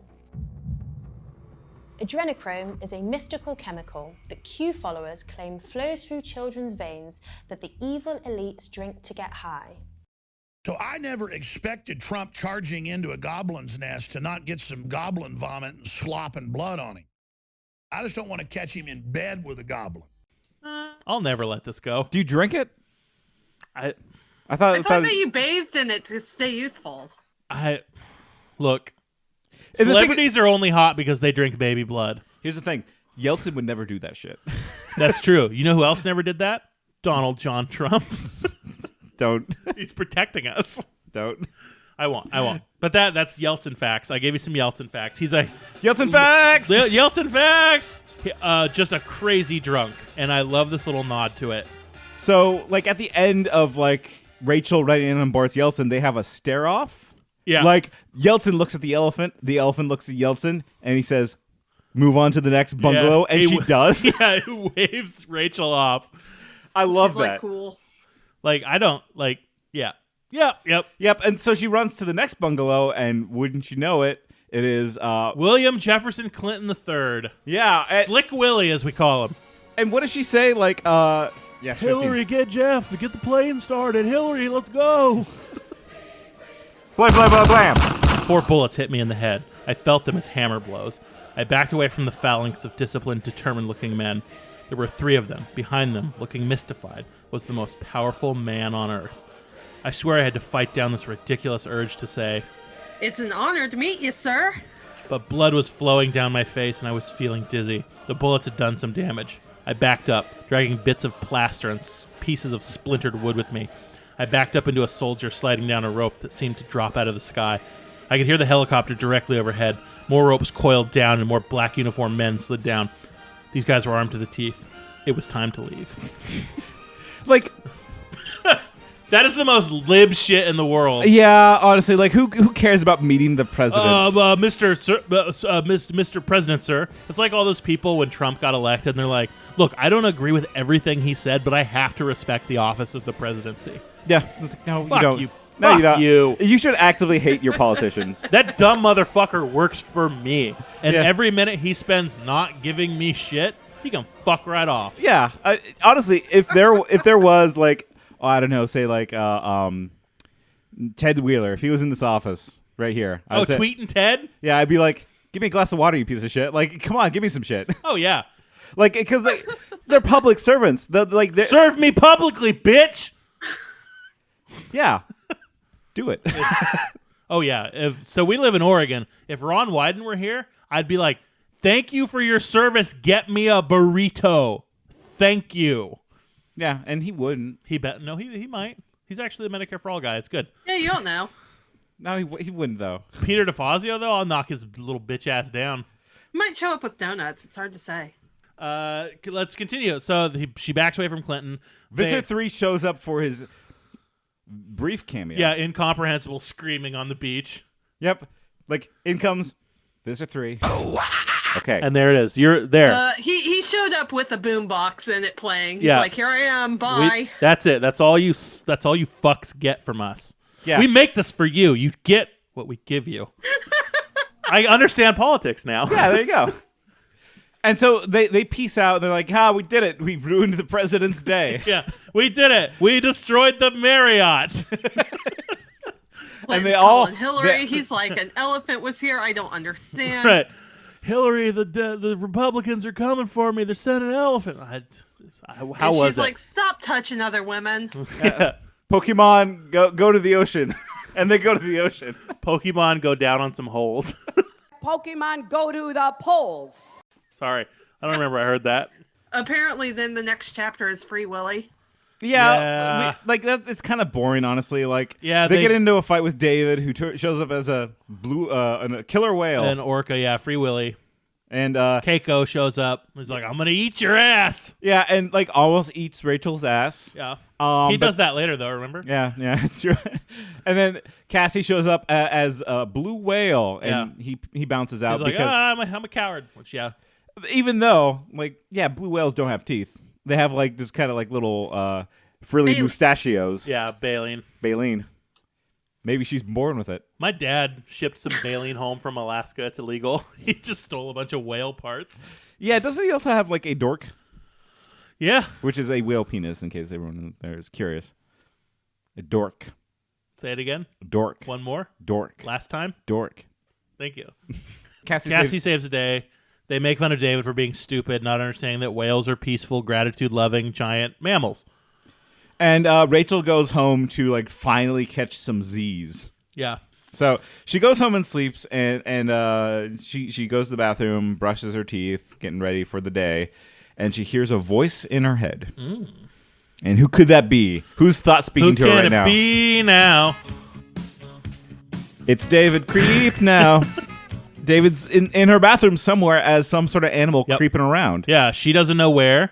And she's like, do I need to get some flea powder, you dumb fuck? Let's rewrite Animorphs with swears. Yeah, Animorphs, but with swears. Yeah. Edgy Animorphs. Here we go. David killed Tobias. That slimy poop. No, sorry. So David's like, give me the cube. I know where you live. I know where you all live. Yeah, which is like...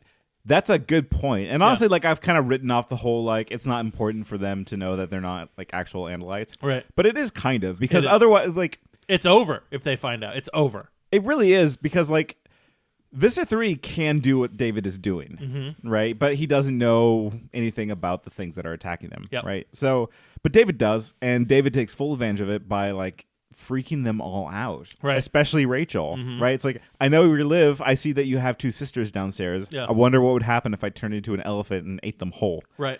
And you know, like this affects Rachel, right? It's like there's no more safe place to rest. It's unsettling even to me as a 35-year-old adult person. Yeah, like if there's no security, like she can't actually get any rest anymore. Right. Like and she the knows theme of that. her being tired is accurate because like there's no like mental relief now. Right. It's always stress all the time as long as David is out there. Yep. And that's where you see like you've seen it building up in the series, but you really see it continue from this point on for Rachel is that she no longer ever turns off this fight. She gets progressively more reckless because she never turns off the fight. Right. And honestly, speaking for myself at least, that's a lot of what growing up in trauma, surrounded by trauma, kind of does to you, which I don't know if that's true. You're the expert, so if I'm wrong, please tell me. But if I'm not, please talk about it. It's actually very much so, because one of the things that people throw around about these books is, oh, all of these characters have PTSD, and it's like, well, yes, this is true, but you don't really see PTSD manifest until after the threat is gone. Yeah, like there's no post here yet. Yeah, It is just like traumatic stress Exactly. currently. So you don't see PTSD in these characters. Instead, you see a huge ongoing trauma response where they are all in survival mode. Like probably the person who gets through all of this, at least so far, the best is Cassie, because her home life is secure. She has Chili Dad to take care of her. Yeah, She Chili has Pop Chili got Dad. her. Chili solves a lot of problems. It really does. But you've got Jake, who has to be paranoid in his own home. You've got Marco, who's worried about his parents. Rachel, I think that a lot of who Rachel is comes from the fact that her parents divorced, which, even if it was amiable, was a trauma anyway. Right.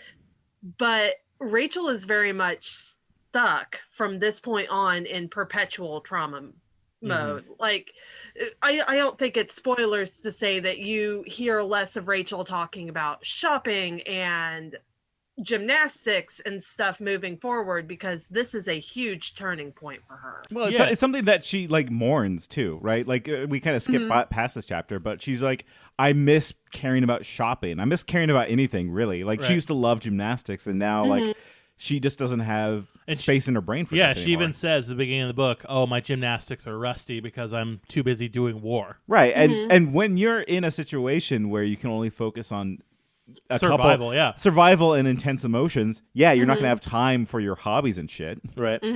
Absolutely.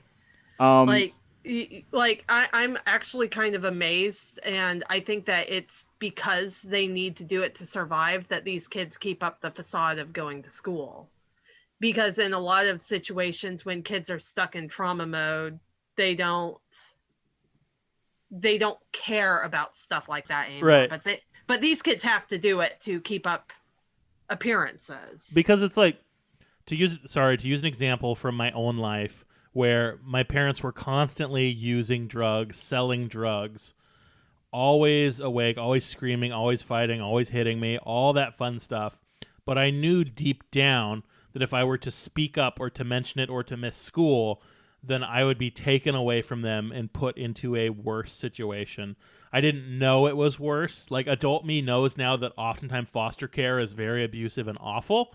Can be, yes. But I clung on to that situation because I knew it and I could control it, and I could control other people's perception of it, to the point of I was assigned to see a school counselor. It was Mike's mom. You know this, right? Yeah. So I was assigned to see a school counselor, and she asked me about my parents' drug use and my dad's drinking, and I was very honest that all this happened. Then after a few sessions, I came in and I pretended to be happy. And she's like, oh, why are you so happy this morning? It's like, well, my dad finally quit drinking. He's in a program and they're not doing drugs anymore. And she's like, oh my God, that's great. And then I got to start hanging out with her son, my friend Mike, more, because I had convinced her that my parents weren't awful drug addicts who abused me anymore. If your school counselor had had a horse, you would have gotten bit. And she'd have said no. Bring it on, Trigger. I'll bite back. Man, bite horse. Yeah, I'll do it. Man, bite horse. That's how you get real control, is you bite a horse. I'm just saying I understand the power of keeping up a facade. Like, I mean, what is social media if not a way of keeping up your facade, saying you're okay and you're great? Everybody's happy on Facebook. Yeah, it's all bullshit. It's all bullshit. So I really like these kids. This is all bullshit. I did not hit her. Bullshit. I did not hit her. I did not. Oh, hi, Mark. I'm so tired of it. God damn you. Nice, Dougie. I think at the end of like this chapter, it also kind of shows that Rachel's reaction to the situation with David has backfired on her. Go on. Because, well, like she was... the like one of the ongoing things with this book is that she didn't like that she threatened David's family. Right. She went to like a dark place to Right. pull out some dark emotions, and like, what's the best way to hurt this kid? Yeah, I will kill your family. So he turned it around on her. Right? Mm-hmm. He did, yeah. Yeah, and like, okay, I'm here now. I could hurt your family too. How does that feel? Do you like that? Right. I'm in control now because I'm David. And, you know, like, I don't think she thinks of it that way. Like, she doesn't kind of, like, quite register with, like, oh, shit, like, the things I'm saying are coming back to get me. Mm-hmm. But You definitely it's get cool. that perception as the reader. Yeah, and I think that, like, honestly, like, a lot of these books have a message for children in them because they are children's books. And I think the message for this is, you know, violence is a double-edged sword and threats are double-edged in that, like, if you start going down the path where saying, like, I'm going to kill your parents, who's to say that leaves you open, right? That leaves you open morally to having the same shit happen to you. Yeah. The more you hurt, the more you will be hurt. Or the more that it is justified to somebody else to hurt you. Right. Right? It's a very not subtext. It's overt. It's overt. Super text of like, this is exactly what might happen to you. It's super text. Yep. And so like Rachel's stressing out and Rachel's having a bad time in this book. Yeah, real bad time. But that's our girl. She doesn't shower. Yeah, because she makes a point of saying that she didn't shower, and I'm like, okay. Yeah, it's because she doesn't want David to see her naked. I get it. I don't want David to see me naked either. I don't want anyone to see me naked. Yeah. No, that's why you have that nice hot steamy shower. Like, they see the silhouette. Looks nice. Oh, my God. Yeah, the PG-13 shower. There's too much steam. Do you guys want to hear a story real quick? Sure. I recently cut my nails too bad. Yeah, and I've done that. My nails were too sharp. Yeah. And I was in the shower, and I went to scratch the testicles, not realizing that I nicked my testicles and bled all over the shower and dripped blood all the way out of my room and didn't realize it until I looked at the towel and it's covered in blood. Yeah, that sucks. Testicles, not good, folks. That we give that an Animorph time. Nope to testicles. Full of blood, as it turns out. They're chock full of blood. They're very vascular. Balls is where the blood is stored. So Rachel, she immediately is like, well, this sucks and it's gross. But then her family's like, Sadler. Yeah, like, we have to deal with our dying cousin, which seems like kind of a big deal. Yeah. So she interacts with Jake because they're related. Yeah. And she's like, why did you send me to do the stuff with David? And Jake's like, because you're tough, I guess. She's deflecting her feelings about herself onto Jake. Uh-huh. Keep on making the confusion there. I don't know what that means. But your brain sucks. We went over it. Yeah. Hey, well, let me have more of this Mountain Dew margarita. Yeah, I finished mine. What's going on here? I'm going to drink yours if you don't. Please don't let me do it, I'm out Heather. of wine. It's a problem. Don't let me drink Nate's margarita, Heather. It'll be very bad. But like, do you think that she's deflecting, or that she's like that Jake is actually kind of at fault here? I think it's a bit of both. More so, she's deflecting than Jake being at fault because Jake made the right decision. Jake knows Rachel. Yeah. That's true. And Jake knows he cannot do what Rachel can do. And it's not just Jake. Everyone acknowledges Rachel as, we need somebody to go ape shit on somebody. We need Rachel. Right. Mm-hmm. But like at the same time, though, she brings up a good point about Jake and leadership in general, which is that its sole use is to use people. Yeah. Right. And it's true. Yeah. Like that's what delegation means, is that I'm going to use you, a human resource, to do shit for me. Right. Mm-hmm. And like, sometimes, yeah, you need that, but also like, the one thing I see myself in Rachel, which I don't see myself much in Rachel. Like, I'm a coward. Mm-hmm. Rachel is not a coward. Oh yeah, we're well established cowards. Go on. Like on the spectrum, I'm more of a Cassie than a Rachel. Okay. What am I? Like on the Rachel Cassie spectrum. Yeah. More of a Rachel, I'd say. Oh, okay. Yeah. Cool. Yeah. Like, there's nothing to be angry about there, but like, I think that with Rachel, like, the one thing I see, like, I can sympathize with Rachel here, is that I don't like to be used or use others. Mm-hmm. I find both experiences extremely uncomfortable, even if they are sometimes necessary. Mm-hmm. And Rachel catching herself being used, I think, is the thing that, like, says, like, okay, it's time to go after David. It's time to go after Jake with this shit, right? It's time to, like, not only that she's being used, but that Jake recognized what she sees as not a great trait in herself and exploited it. Right. Right. Because Rachel wants control. right? Rachel wants control, and then she projects onto the others and is like, I will never control you.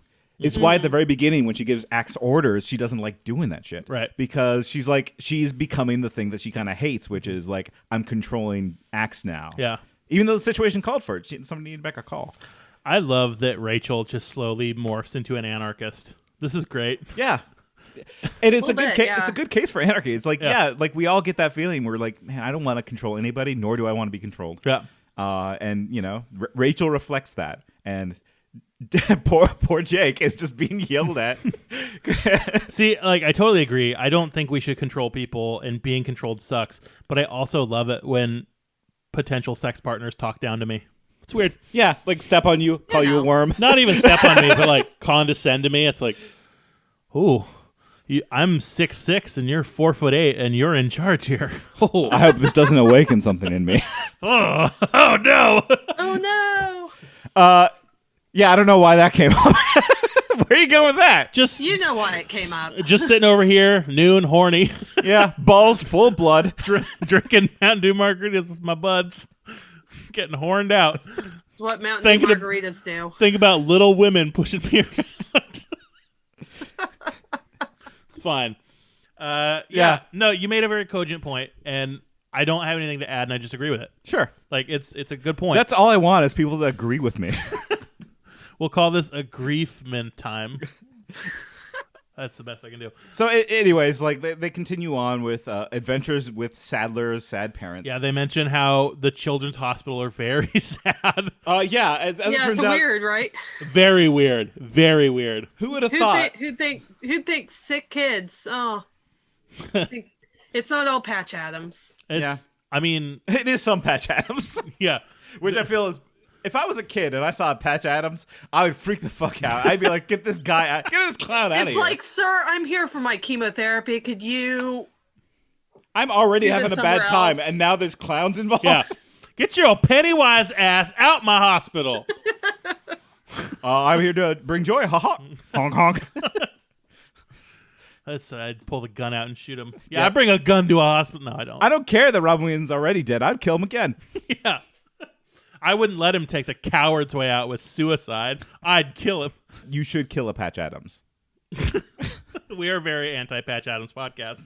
I feel if you have cancer and you're having a bad time and Patch Adams comes at you, you have a right to at least throw something at him. I agree. So here we are in the very sad pediatrics hospital.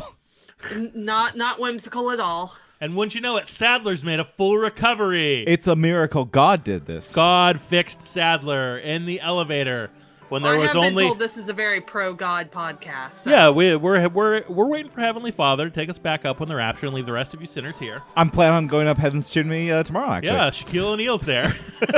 Those crazy kooks, Cain and Abel. And Adler's great. It's fine. He's not in an elevator. Yeah, all like his wounds are fixed. So here's the image that I'm like. I was assuming like some security guard described the situation. Is that like an elevator door opens and I saw the kid who was very sick. He's well again, and these other two like nurses that were next to him, they were knocked out. It's because they probably saw an angel. Yeah, it's like when the nurses were sleeping in the elevator next to you. That's when God saved you. Yeah. We don't know why the other two nurses were sleeping. They were tired from all their heavenly work. Yeah. Yep. Just a ball of eyes and wings coming down and fixing Sadler. Whereas us, the smart readers, those smart readers out there, we know that this is just David. Yeah, and Jake we knows right away, but Rachel doesn't. Yeah. Rachel spends that chapter. It's like, oh my God, it's kind of a miracle. What the hell? And Jake just goes, that's David. You idiot. And when I was reading that, I'm like, where is Sadler? Where's Sadler's body? Do you guys want to talk about where we think Sadler is? Yeah, let's play the game. Here we go. Ready? Where is Sadler's body? Heather, you got elevator shaft, definitely. We have an elevator shaft. Tyler, where is Sadler's body? I think David was a lion and ate it.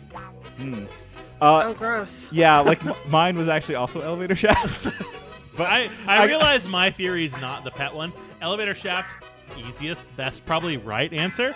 But like, here's the Nobody thing, though. looks in those anyway. How do you get like a body up and above an elevator? And wouldn't blood drip down like it was in Silence of the Lambs. In Silence of the Lambs, when they hit the guy in the elevator shaft above Oh, him. yeah. Like Second Silence of the Lambs reference for there's you. blood dripping down. So, like, Sadler's not up there. He ate him. He ate him. But there'd be bones. The bones are his money. It just seems like there's like it would make sense to like take him to like a morgue or wherever in a hospital you're putting dead folk. He probably but he dropped him down no the shaft. time. Yeah. He dropped him down the shaft. Yeah, he like gurneyed him out. That's what they call it, gurney him out. Yeah, we call it gurneying them out. Yeah, he just gurneyed him out and just In like the biz. pushed him down a hill into like a neighboring elementary. He just and then ran back and like I'm Dave. I'm Sadler now. I think he ate him. When this episode comes out, we'll have a poll and we'll see who was right. Oh, don't make me promise to do things on Twitter. I'll never On remember. Twitter, look forward to the poll. God damn Twitter, it. tell us where Sadler is. We need to know. Hashtag where's Sadler? I'm not gonna make an alarm. I'll try to remember. I'll let you know. You listen to these before they go out anyways. Yeah, sure I do. So David has taken the place of Sadler, and he's like, "What's up, guys? Yeah, what's up, fellow family members?" But like he also owns up to it a little bit because he wants it to be a threat. He's Yeah. like, yeah, I'm your cousin now. I make that your aunts and uncles very happy being alive, and I'm just gonna be like this until you give me the fucking cube. Yeah. I'm gonna make your life hell, and I'm gonna be living like a king until you give me the cube. Which, again, David's very good at this. Very good. Like, he wasn't good at being an Animorph. He was kind of a scared coward. Mm-hmm. You know, he wasn't good at like doing the missions or any other like dangerous situation that he could push into. But he's fully confident and fully ready to go, and his plans work perfectly in this book. I think it's because he understands how stupid these kids are and how nice they are, and he is not nice. He's bad. I mean, yeah, I agree he's bad. I'm just saying that, like, David took some smart drugs. He took some brain pills in between these books. God, I need brain pills to make my brain work good. Yeah, he took what's a brain pill? What's the Did thing you know that some people don't wake up and think, "Oh my God, it happened again"? Yeah, what's that? Where am I? Where did I wake up? Here's the thing that actually happens to me when I wake up sometimes. Is like sometimes when I wake up, I'll like not remember what position I'm in on the bed. Where I like, am I like sideways on the bed? Am I like backwards on the bed? Because like I do move around in my sleep. Sometimes I will be in a different position. Yeah, you do try to get away. You smell different when you're awake, by the way. Like a baby? No. Like a dirty baby. Like a dirty baby. Come here. Sometimes, like, listen, we all have weird thoughts when we wake up. Sometimes we're a dirty baby. Anyways, Heather, tell us what a dirty baby means. I don't know. I have my DSM-5 and it doesn't say anything about it. I keep thinking my penis is going to go into my body and I'll die. That's a dirty baby. Well, I can tell you about that. Yeah, I know you can. We had to talk before the episode. Okay. Yeah, the DSM-5 likes to say, here are things from other cultures that people are worried about. See, I'm one of them. I'm too bored, and like those books are always so expensive, so I go with DSM-3. It's the best I can afford. You can get a discount. It's fine. Yeah. Look, I know that the cure for your mental illness is me jacking you off. It says so in my DSM-3. Now let's get that drill and let the ghost out of your head. That's important. Oh, you got to have the leeches. They still use leeches, though. Yeah. Like you, They Tyler, do. if I went to your hospital, I could find a medical leech. Yeah, it definitely depends. Like, if you have no insurance, you get leeches. No, I'm kidding. We don't. It's do only it. the poor's We get the don't- leech. Yeah. We'd like to treat your heart attack, but instead we're going to cover you in bugs. Die covered in bugs, poor. I wish I was more responsible with my money. I shouldn't have bought all that avocado. Yeah, I shouldn't have bought all that avocado toast and an iPhone. No. Okay, we gotta come on. We're getting there. We're getting there. Where did we even go? Sadler, he's like, "Hey, give me the cube. I'm your cousin."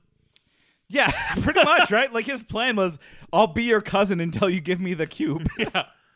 And it works, you know, like, but, well, it works in the sense that they realize they have to have a plan to deal with David, right? It has come to a breaking point where the entire gang knows where David is. They know what they have to do. And they have to develop a plan. And they know that David is smart enough to listen and develop like a response to what they come up with. Yep. Right? So they set a trap for David. That's right. It is a game of cat and also cat, and they set a trap for David. And they don't explicitly say this in when you read the book. But me, again, with my smart adult brain. You have a very powerful adult brain. Right. It's only a little smooth. Yeah, it's bumpy. It's like a goose skin, you know? Yeah. Goose flesh. It's a little bumpy when you rub it. And the book drops hints that they are kind of making this plan and they're sounding depressed and sounding defeated, right? Because me as the reader caught on to that because like that's what David would respond to. Yep. Right? David wants to gloat and do a touchdown dance and think he's won. So that's what they do. They make the plan and Animorphs HQ and say, here's exactly what we're gonna do. We're gonna give David the cube because we lost, and David's so smart. Yeah. Only Rachel and Cassie know where the cube is hidden, so let's just give it to him. He won. He's so smart, he's strong, and also handsome. Right. And his dick is huge. You said it. Yeah, it's the big. biggest one I've seen. Yeah. I could see it through his pants. Goes down below the knee. Yeah, it's a full Fassbender. I can't see how. Oh damn! Yeah, that guy's fucking stacked down there. It's a full Fassbender. Heather, I recommend if you're into penises, look up Michael Fassbender's penis from the movie Shame. Very good. I'll put that in my Google list later. In the Magneto is hung like a fascist horse. It's incredible. He's like 5'3". How does he not have lower back pain from carrying that hose around? Short king. You drop this, king, it's your penis because it drops. Man, that penis drops. Actually, I mean, it's very small. Mine's bigger. Yeah, it's all perspective. It's like camera tricks and shit. Like, it's like Lord of the Rings. That's a forced perspective. And honestly, Michael Fassbender, a fucking hottie. Yeah, like, fucking hot. Yeah, like there's a dude. He's S tier dude. And got any other S tier dudes? I know another one. John Hamm. That's a good one. I was gonna say Tom Hardy. Okay, Tom Hardy, yeah, S tier. Heather, you got Tom any Hardy S tier dudes? Beautiful. Like his answer, he's like, "Have I had sex with men? I'm an actor. Of course, I've had sex with men." Like, what do you think I do on the weekends? Right. Dudes rock. Justin Theroux, another hung hot king. Well, give me an unconventional hot king. Unconventional hot king. Mm. Mads Mikkelsen. Yeah, okay. Hot. Unconventional that hot dude king. is hot. Yeah. That guy. He's got that million-mile stare, but otherwise. Yeah, exactly. That's why he's hot. He can stare through you, and you feel naked. But you kind of like it. Yeah. Yeah. Yeah. Hey, listeners, at me with some S tier hot dudes. Yeah, we need some hot dudes. A hot dudes podcast. That's your follow-up podcast. Yeah, the hot dude cast. And the way we got here is by calling David a hot dude. Because that's what he wants to hear. That's he what wants he wants to hear. Yeah, he really does. He wants to hear that he's a hot dude and that he beat us, the Animorphs. And the next chapter, you kind of are keyed in that they made a plan because they're very non-specifically getting everything ready. Right. Well, they're making the plan en route, right? No. Well, no, they're getting it together. They're at the construction site. They don't tell you that, but they're getting everything ready. Yeah. And they're all talking about things that don't matter to try and distract from the fact of what they're about to do. Yeah. And David, well, yeah, so they contact David, right? They tell him that, like, hey, listen, you win. We'll give you the cube. And they talk this out at the Taco Bell because, they love hanging out in fast food restaurants. Yeah, Axe is loving it. That's where they make all their plans, which not only is kind of smart. Yeah. Make your plans at fast food restaurants because nobody is there and the people that are there are ashamed. Yep. Yep. Yeah, nobody's going to go and say, oh, man, I heard this alien thing at the Taco Bell. Why were you at Taco Bell? Yeah. Use the drive-thru like an adult. God, sit in at a fast food restaurant. I can't. I want to. Yeah, you can't. I can't. You can't do it. So can't be done. They set the trap for David. I mean, how much of this detail do we need to go over to? Not much. It's essentially what David lays out the conditions of the transfer, which they expected. Yeah. Right. He says that Axe can't listen on the plan because he's being weird racist. David's racist. He's like, go sit over there. This is human talk. Yeah. That's like, all right. That's dude. the ultimate, like, oh. Yeah, you know that David's racist. That's gonna get an Animorph times yikes from us. Yikes? Yikes. That ain't it, Chief. Yikes. Yikes.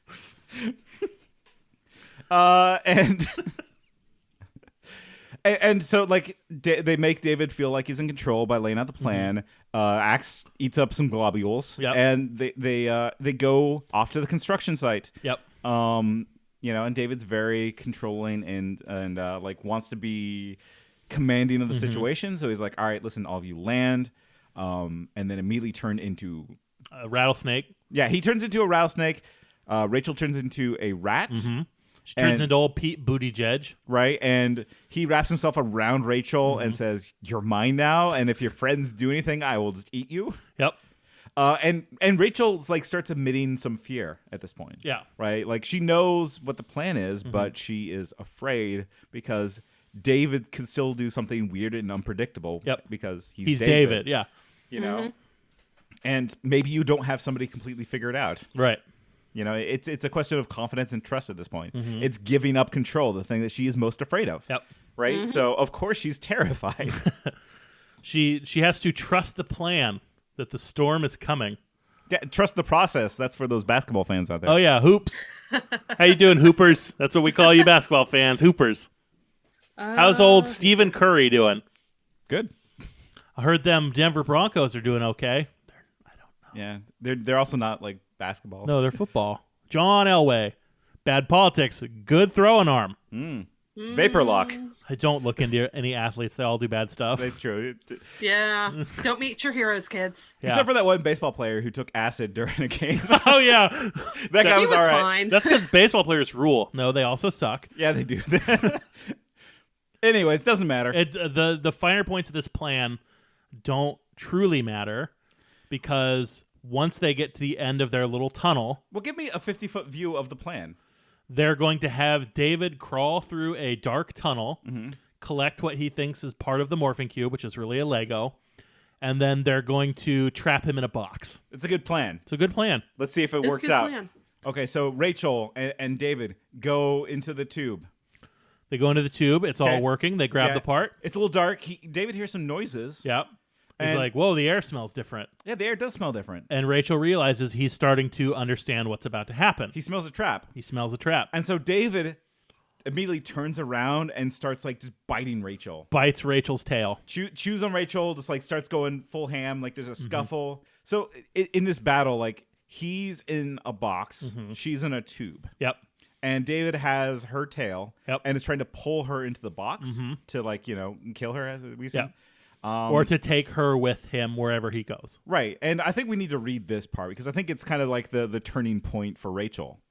He had my tail in his jaw. He was pulling me back.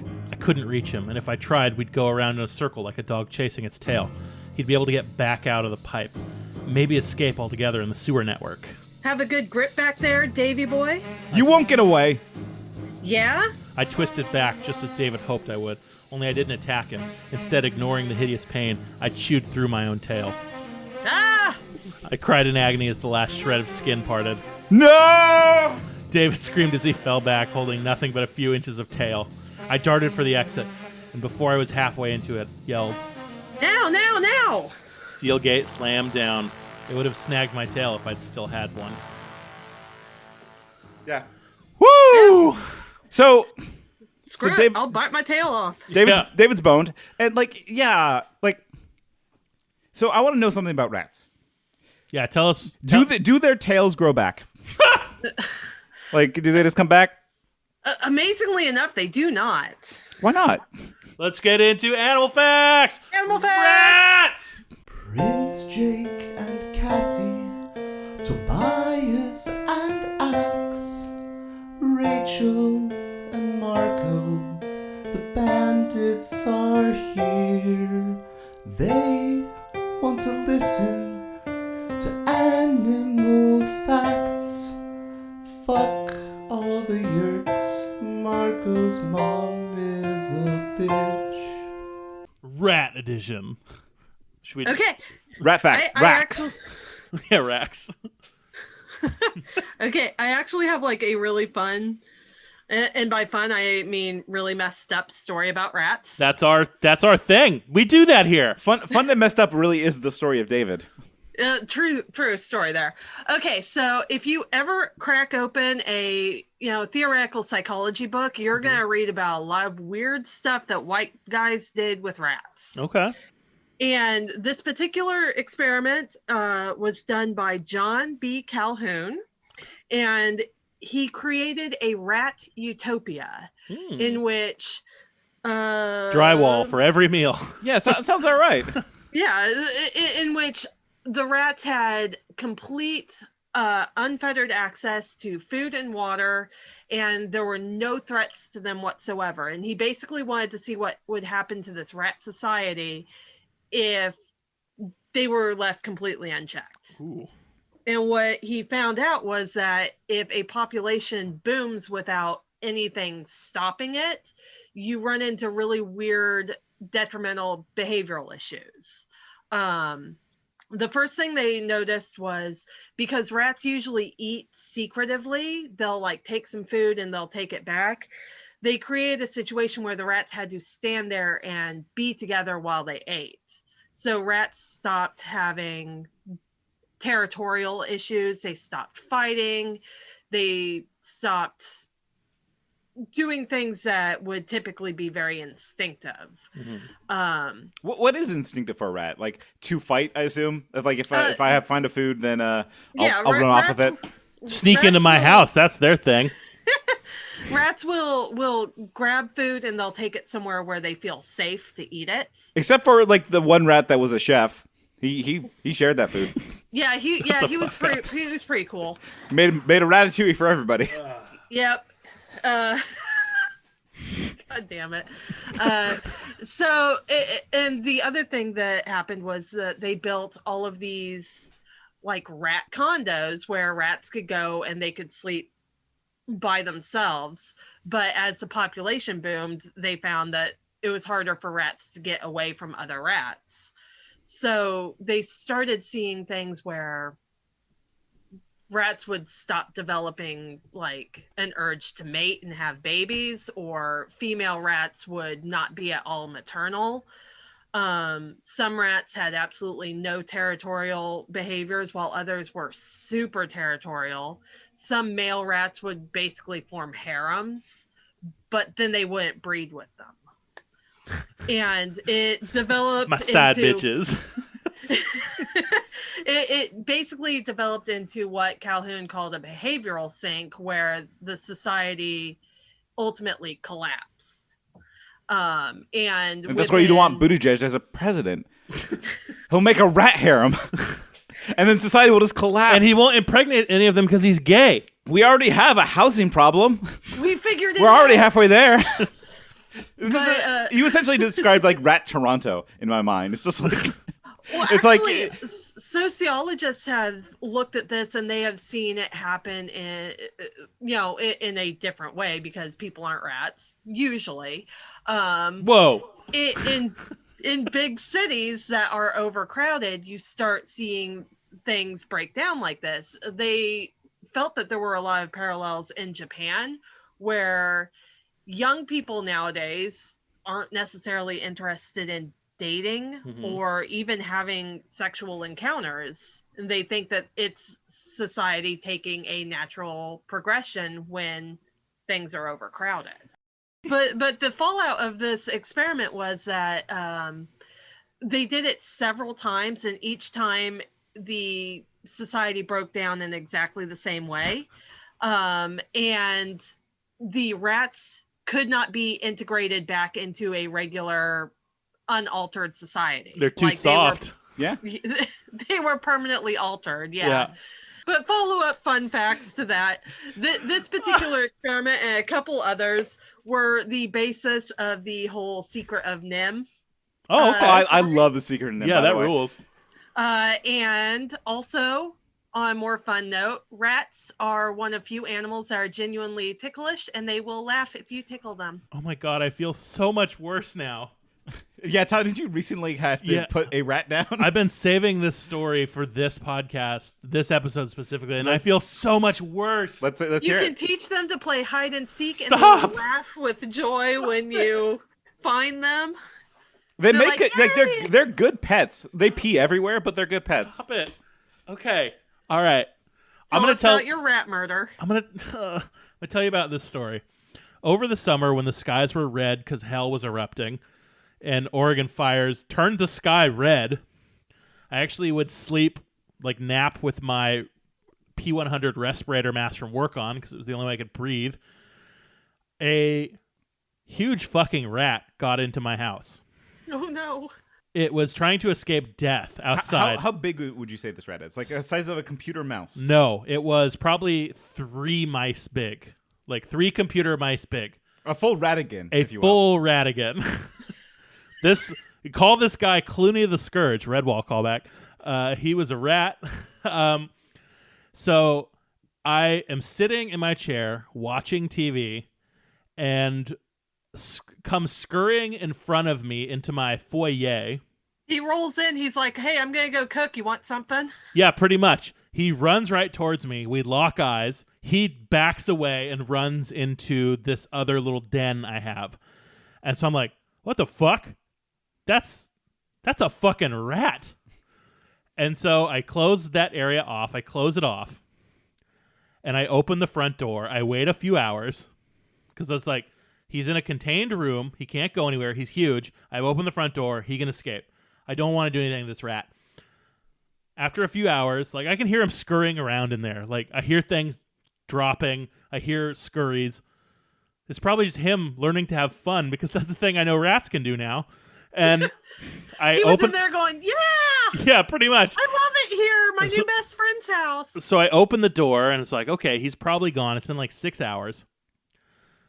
Wouldn't you know it, the rat comes scurrying back the same way, looks at me, peeks from around the corner. We are just locking eyes, neither of us moving.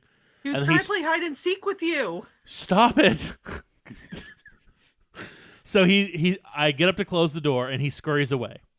And I'm like, my dog, this rat will do something to my dog will do something to this rat. I need to get rid of it. It's 10 p.m. at this point. Almost no stores are open. I go to the Safeway. The only kind of rat traps they have are the snap ones. Oh, no. And I set 4 of them up with peanut butter. I close the doors. I tell my roommate, don't go in the room. We've got a rat in there. I'm sorry. And I wake up the next day and I go out there. All the peanut butter's off the traps. Just gone. Some of the traps are flipped over. Peanut butter's gone. Rats are smart and they have feelings and they're clever. And I go over to the last trap and there's a rat in it. Not that clever, though. It got him. Crushed his neck with that rat trap. And I'm like, oh, I got to clean this up. So I go get a shovel because I don't want to touch it. I don't know what kind of vermin's on this rat. I come back. He's not where he was. Oh, God. The rat had walked while in the trap and pushed itself against a wall. And it was like, and I'm like, no, this is not supposed to happen. It's supposed to kill them. No. And I'm fucking flipping out because now I have to kill a rat. Because I have crippled this rat. It's slowly dying in agony, choking with a broken spine. It's screaming for help. I grab the shovel. I take it outside. And I fucking bonk the shit out of its brain until it dies. Bonk. Bonk. It is one good hard little pump. I felt bad for weeks. I still feel bad now. I'm viscerally uncomfortable telling the story. It makes me feel so bad. I've thought about this rat so much. And I'm so sad because the trap couldn't kill it. It was still alive and I can still hear its screams. Rat facts. If it makes you feel better, I'm a farm kid, and when we've had to trap mice, we feed them to our chickens. Oh yeah, chickens love mice.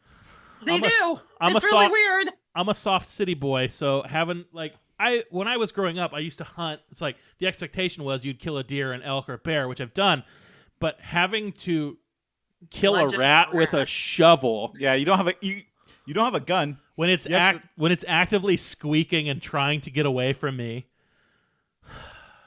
So I killed it and then I tossed it in the bushes, and I think its skeleton's still out there. Is this how Rachel feels? No, she does not feel this guilty. Oh, no, I think she's just it's fine. What are you talking about? She feels guilty, but not as guilty as me. Are you serious? Are you sure? Yeah. Are you sure about that? So let's just talk about it real quick. They put David in a box and they're saying he's locked in here. We're gonna wait for him to be trapped in rat form. And Rachel says, everybody leave.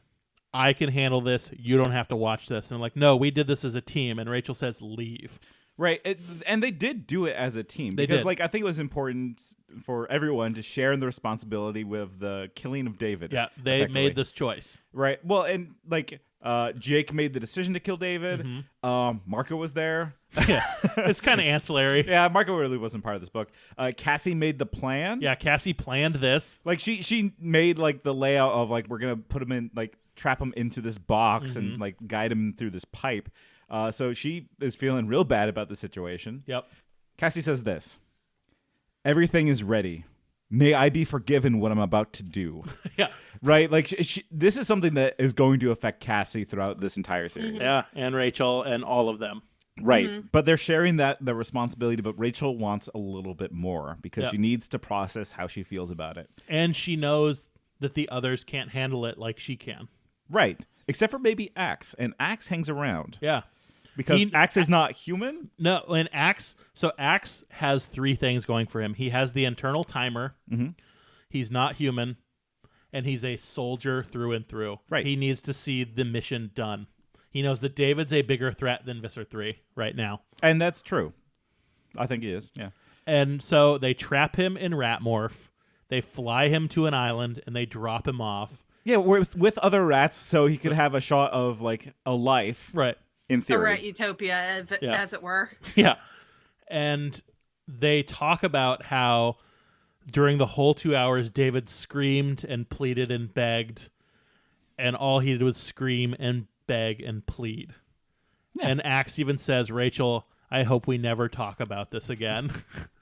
Because they're both so unclean and horrified at what they've been forced to do. Right. And I say been forced because they were. I mean, yeah. They've been forced into a choice. They made the choice. They did this. Right.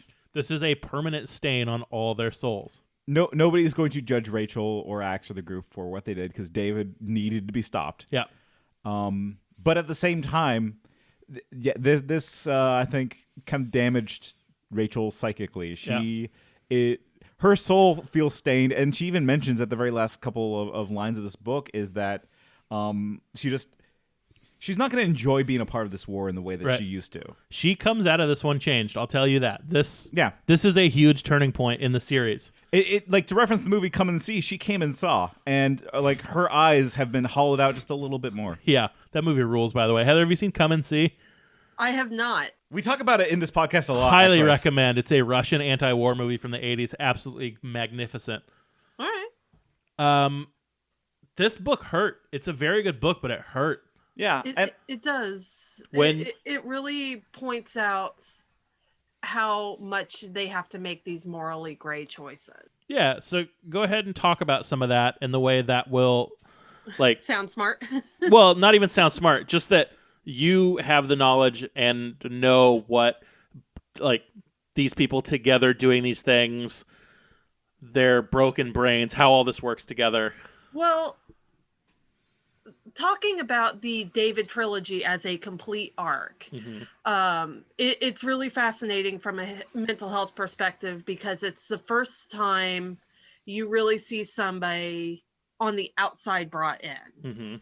Because you can make an argument that Eric is on the inside, at least as far as he knows about the Yeerks and this, that, and the other. This is the first time you're taking somebody from the outside and bringing them in. And you get this...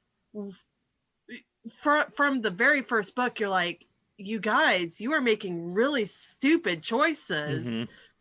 Yeah. We saw you go into a fish tube. Yeah. Because, well, just in how they handle, like, everything with David, it's like, you guys are making really dumb choices because this is so normalized to you. Like, you are so used to being in it, you can't picture... if you woke up today and somebody said everything's messed up and you have to fight in a war. Right. You can't remember that. And so, like, Marco comes, like, butts heads with David from the get-go because they are very similar people. But Marco can't imagine not having the emotional stakes that he does. like Marco's fighting for his mom. David's being asked to fight for basically nothing. Mm-hmm. They never even offer to say, we're going to get your parents back. Right. All they say is, we'll worry about you later. We have to save William Jefferson Clinton. Right.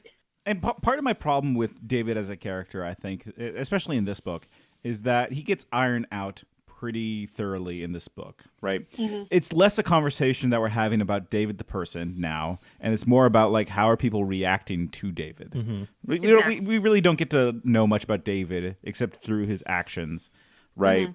Mm-hmm. We will never see the David book. We will never see the book of like him, like his internal monologue and what he feels about things and how he thinks about things, because we need him to be this device for the story. Yeah, exactly. And it reads two-dimensional. It reads as like, any non-important person in these stories. It reads like a Tom almost, where it's just like, well, we even get more insight on Tom. Yeah, we know we know why Tom is a yerk. Right. And so like I'm a little bit disappointed in how David is handled, but it's made up for on the back end of like how it's used as that device. And we learn more about specifically Rachel, but also everybody. Yeah. Now that they've had to take somebody out into the forest and kill them. Yes. Which is something we've wondered why they haven't done yet, and now they've done it. I mean, yes, like we always continue to joke, they have killed many people. Right. They're constantly killing. They probably killed someone in their elephant raid that we didn't see. But like they're Secret Service, they don't count. I mean, last book they dropped a spike on someone's head. Yeah. But like here they had to make the choice and consciously like take somebody out in the woods and kill them. Right. And how that affects everybody going forward, I think, is going to be very important because it's now a question of who's going to hold on to their soul, right? Do you want to hold on to this hole? Soul's hole comes out of the butthole here, but like like I'm thinking with sand here. Sorry, Bubba Hotep's great. Some kind of Bubba Hotep. A mummy. All right, man, let's go. But another Animorph Time recommendation: come and see and Bubba Hotep. Very similar movies, but like with Rachel, we already know the answer in that like no, she's hardening up. Yeah, she is calloused now. We're watching her slowly lose herself. She has turned soldier. Like her nightmare at the start of this book was one, becoming too big, crushing everyone around her, and also not fitting in her old life in the mall, the store. That's a destruction of her old life. Yeah. That's how I read that. As also, I'm scared of getting fatter too. I'm already fat enough. I don't want to get any fatter. But like that's a good point. Like they're deeper into the war than they are to their normal life. Mm-hmm. It would take longer for them to finish what they're doing and try to return to normality than it would be to try to back out at this point. Right. And after a certain point, you normalize your trauma. And I'm guilty of it. I talk about it all the time in this podcast. It's normal for me. And I understand that when I talk about the things that have happened to me or other people in a joking manner, that probably makes some people very uncomfortable. But it's hyper normalized to me. Mm-hmm. I have heard more jokes from people about their trauma, just flippantly saying, "Oh yeah, this happened." Mm-hmm. It's like there's a pain in me and these characters that was caused, will never go away, and the only power over the pain that we have is what power we give it. And I choose to take my pain's power away by saying, yeah, this happened, and I can make it funny. Because if I just say, like, oh yeah, this awful thing happened to me, they'll be like, oh, I'm so sorry. It's like, I don't want you to be sorry for me. I got through it, and I'm here. I want to make you laugh. Have you thought about, like, the anger response? I hear that's pretty good. Like, just like, it's no. Push them down? No, that's one I don't have. Rachel has it. She sure does. Rachel has the anger response, and it's always justified. Like, I feel like, when she responds in anger, it's never, like, flying off the handle without, like, some sort of reason. Yeah, Rachel's anger response is always because something has pushed her into an anger response. It's very rarely anger out of nowhere. Now, but you could see, like, if her situation was just a little bit worse, it might go in wrong directions. Yeah. Right? Like, if she didn't have, like, a loving, stable household, yeah, that might go bad for her. Heather, how do you think these characters cope? And do you think any of them cope well? Like, what's some good coping for people? Well, like children? I've thought about if I was going to be a therapist to these characters, First of all, like each one would be so very different. I think that Cassie probably copes the best, but she's weighed down by guilt because she's not a soldier. None of this was in her wheelhouse. Mm-hmm. She was never going to be good at this, but she is probably coping the best. And I see disassociation from Tobias, Mm-hmm. which he has a really easy built-in. The ultimate disassociation. He's like He's just like a bird. right now. It's He'll fine. only fly away.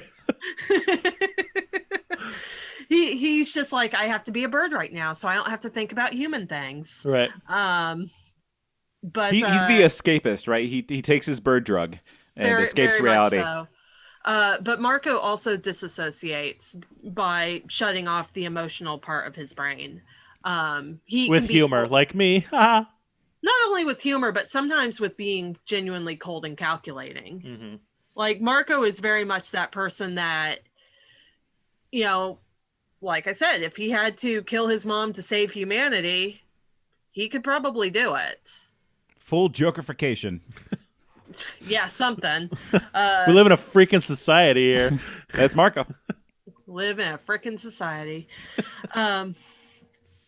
But Rachel, I feel like Rachel's probably the hardest one to make a diagnostic impression of, because I don't know how much her parents' divorce might have been a trauma for her. I don't know how much she genuinely believes that she has a good home life, because she has expressed feeling abandonment from her dad, and she kind of acts like a parent to her younger siblings, and that's very much a trauma response to a broken home.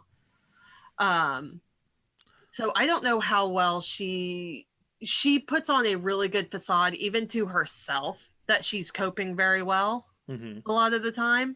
I don't know how well she actually is. But the person I think that I am actually most concerned about is probably Jake. Oh, because he's, you know, he's Lenny in Mice and Men. Like, you gotta look out for him, otherwise he'll go off and kill a bunch of bunnies. Well, well, whether or not he should put the weight on himself, he absolutely does put the weight of his friends' lives on himself. And not only that, but he doesn't have a safe home. He can't, like, something I've thought about for Jake a lot is he couldn't even have a nightmare in his home, because what if he yelled something that gave him away? Right. You know? So let me ask you this. As a therapist of traumatized children, what are some good responses in helping children cope? So, first of all, you want, if at all possible, you want to get them out of that situation. Okay. That's not always your option, but you want to get them out of the situation that's traumatizing them, if at all possible. Say like an alien war, maybe, if they stop that. Like say stop being in that alien war. But typically with the kids I work with, you want to teach them healthy relationship skills. Because that's what they don't have, and healing comes through positive relationships. Okay. Like, you need to be able to appropriately say, I am feeling this. Or, you know, when this happens, this is my response. Until you can have a relationship with somebody and be able to talk through things, you're not going to be able to move past them. Oh. So don't do what Rachel did for the first half of this book and just like stew on the idea that everyone thinks you're a murderous she monster. Yeah, exactly. And instead maybe talk to Jake and say, hey, how do you feel about me? Yeah, like, hey, do you think I'm like a crazy murderer? Because that's not great for me. But talking to people is really hard. It's scary. Talking to people is hard. But that's why Rachel goes off the deep end when she thinks Tobias is dead, because that's her only real anchor. Right. She can tell Tobias, hey, I'm kind of high on this war, and he can understand that because he is a predator. And he's a bird. That is a thing. Like, because like you're not talking. Yes, we all know Tobias is human, right? But like when you are looking at a bird and seeing a bird, I feel like it'd be easier to open up to a bird. It's why everyone kind of trusts Tobias, is because like he isn't a part of the world of men. Really. Yeah, and it is impossible to see judgment in his eyes. It's impossible to read him. Yeah, unless you have like a juicy steak, then you know exactly what he wants. Right. Yeah. He wants that steak. I've had this pet theory in my head that what these kids are doing is just a form of trauma bonding where they're all in this awful situation and that's what makes them close. Like you see that in domestic abusers where one person hurts the other person. It's like, no, this makes us close. I really do love you, but what we're building our love and our friendship on is this unstable abuse trauma. Right. And with trauma bonding, it's the danger is in the good times. And none of these characters are doing this intentionally or maliciously, but they have bonding moments of, oh, they'll go flying and, oh, it's awesome. And, or they'll go be dolphins and it's awesome. And they keep getting those really, really great moments in between all of the nightmares. So they're just kind of feeding their own trauma with dopamine, basically. Which is kind of what I'm guessing abused children do when they stay in this like situations of abuse. Because one day you'll come home and your parent won't be in that abusive cycle. You'll have a good day. Or your partner will bring you flowers and be like, I'm never going to do that again. And you keep looking for that next time where it's okay or it's good or you can have fun being a bird. Man, we're all fucked up, huh? I'm good. I'm fine. Yeah. Oh, fuck. Man, I don't even know what else to say. Like we should just go. Let's all turn into rats and let's just go to that rat utopia. Because it worked out great. Really good. Because I don't need to like deal with your rat social structures, man. Just feed me and I'll fall asleep in the sun. Feed me. I won't even try to fuck anymore. I don't care. Me no care. Who care? I just want to fall asleep in a pile of food. Same, man. Same. Well, Heather, any last response? Any things you want to say about these characters, this book? Maybe not necessarily about this book in particular, but me being a therapist, I so badly would love to do an experiment with somebody who has no experience with these books of, okay, now read this first book and see who these characters are. Read, let's say, this book and see where they're at now. And then read the last book and see how they fare. Oh. When we've pulled in outsiders, they always say, these books are fucked up and have bad messages. Yeah. Yeah. I disagree. Well, they are wrong. But you can see why they think that because they haven't kind of been broken in that special way. It's us trying to pull a David into our special kind of fucked up. And they're like, no, This is all fucked up. What's wrong with you? You live like this? That's a really good way of putting it. It's so yeah. Heather, where can people find you? Do you want people to find you? Oh, I wouldn't recommend it, but if you want to, you can find me on Twitter. I'm Heather at Sheepish Soprano. Okay. And if my least favorite of the Soprano family, by the way. Probably, just kidding. yeah. Just kidding. That's AJ. He sucks. But if somebody wanted to send me a message or whatever, it's fine. But as a therapist, I would say, hey, if you're going to send me some deep stuff and you need help, talk to somebody who's closer to you first. Yeah. So, Heather, thank you for being on. Yeah. Should we plug our own stuff? We don't do that in a while. Yes. So plug my butthole with a thing. A butt plug. Never mind. You can find us on Twitter at Animorph Time, at Baitnoid, at U4Wo. You just follow us, say hi. Come hang out in the Discord. Be sad with us. Make jokes. And here's my message to everyone out there: rat on, Swamp Dog. Fuck.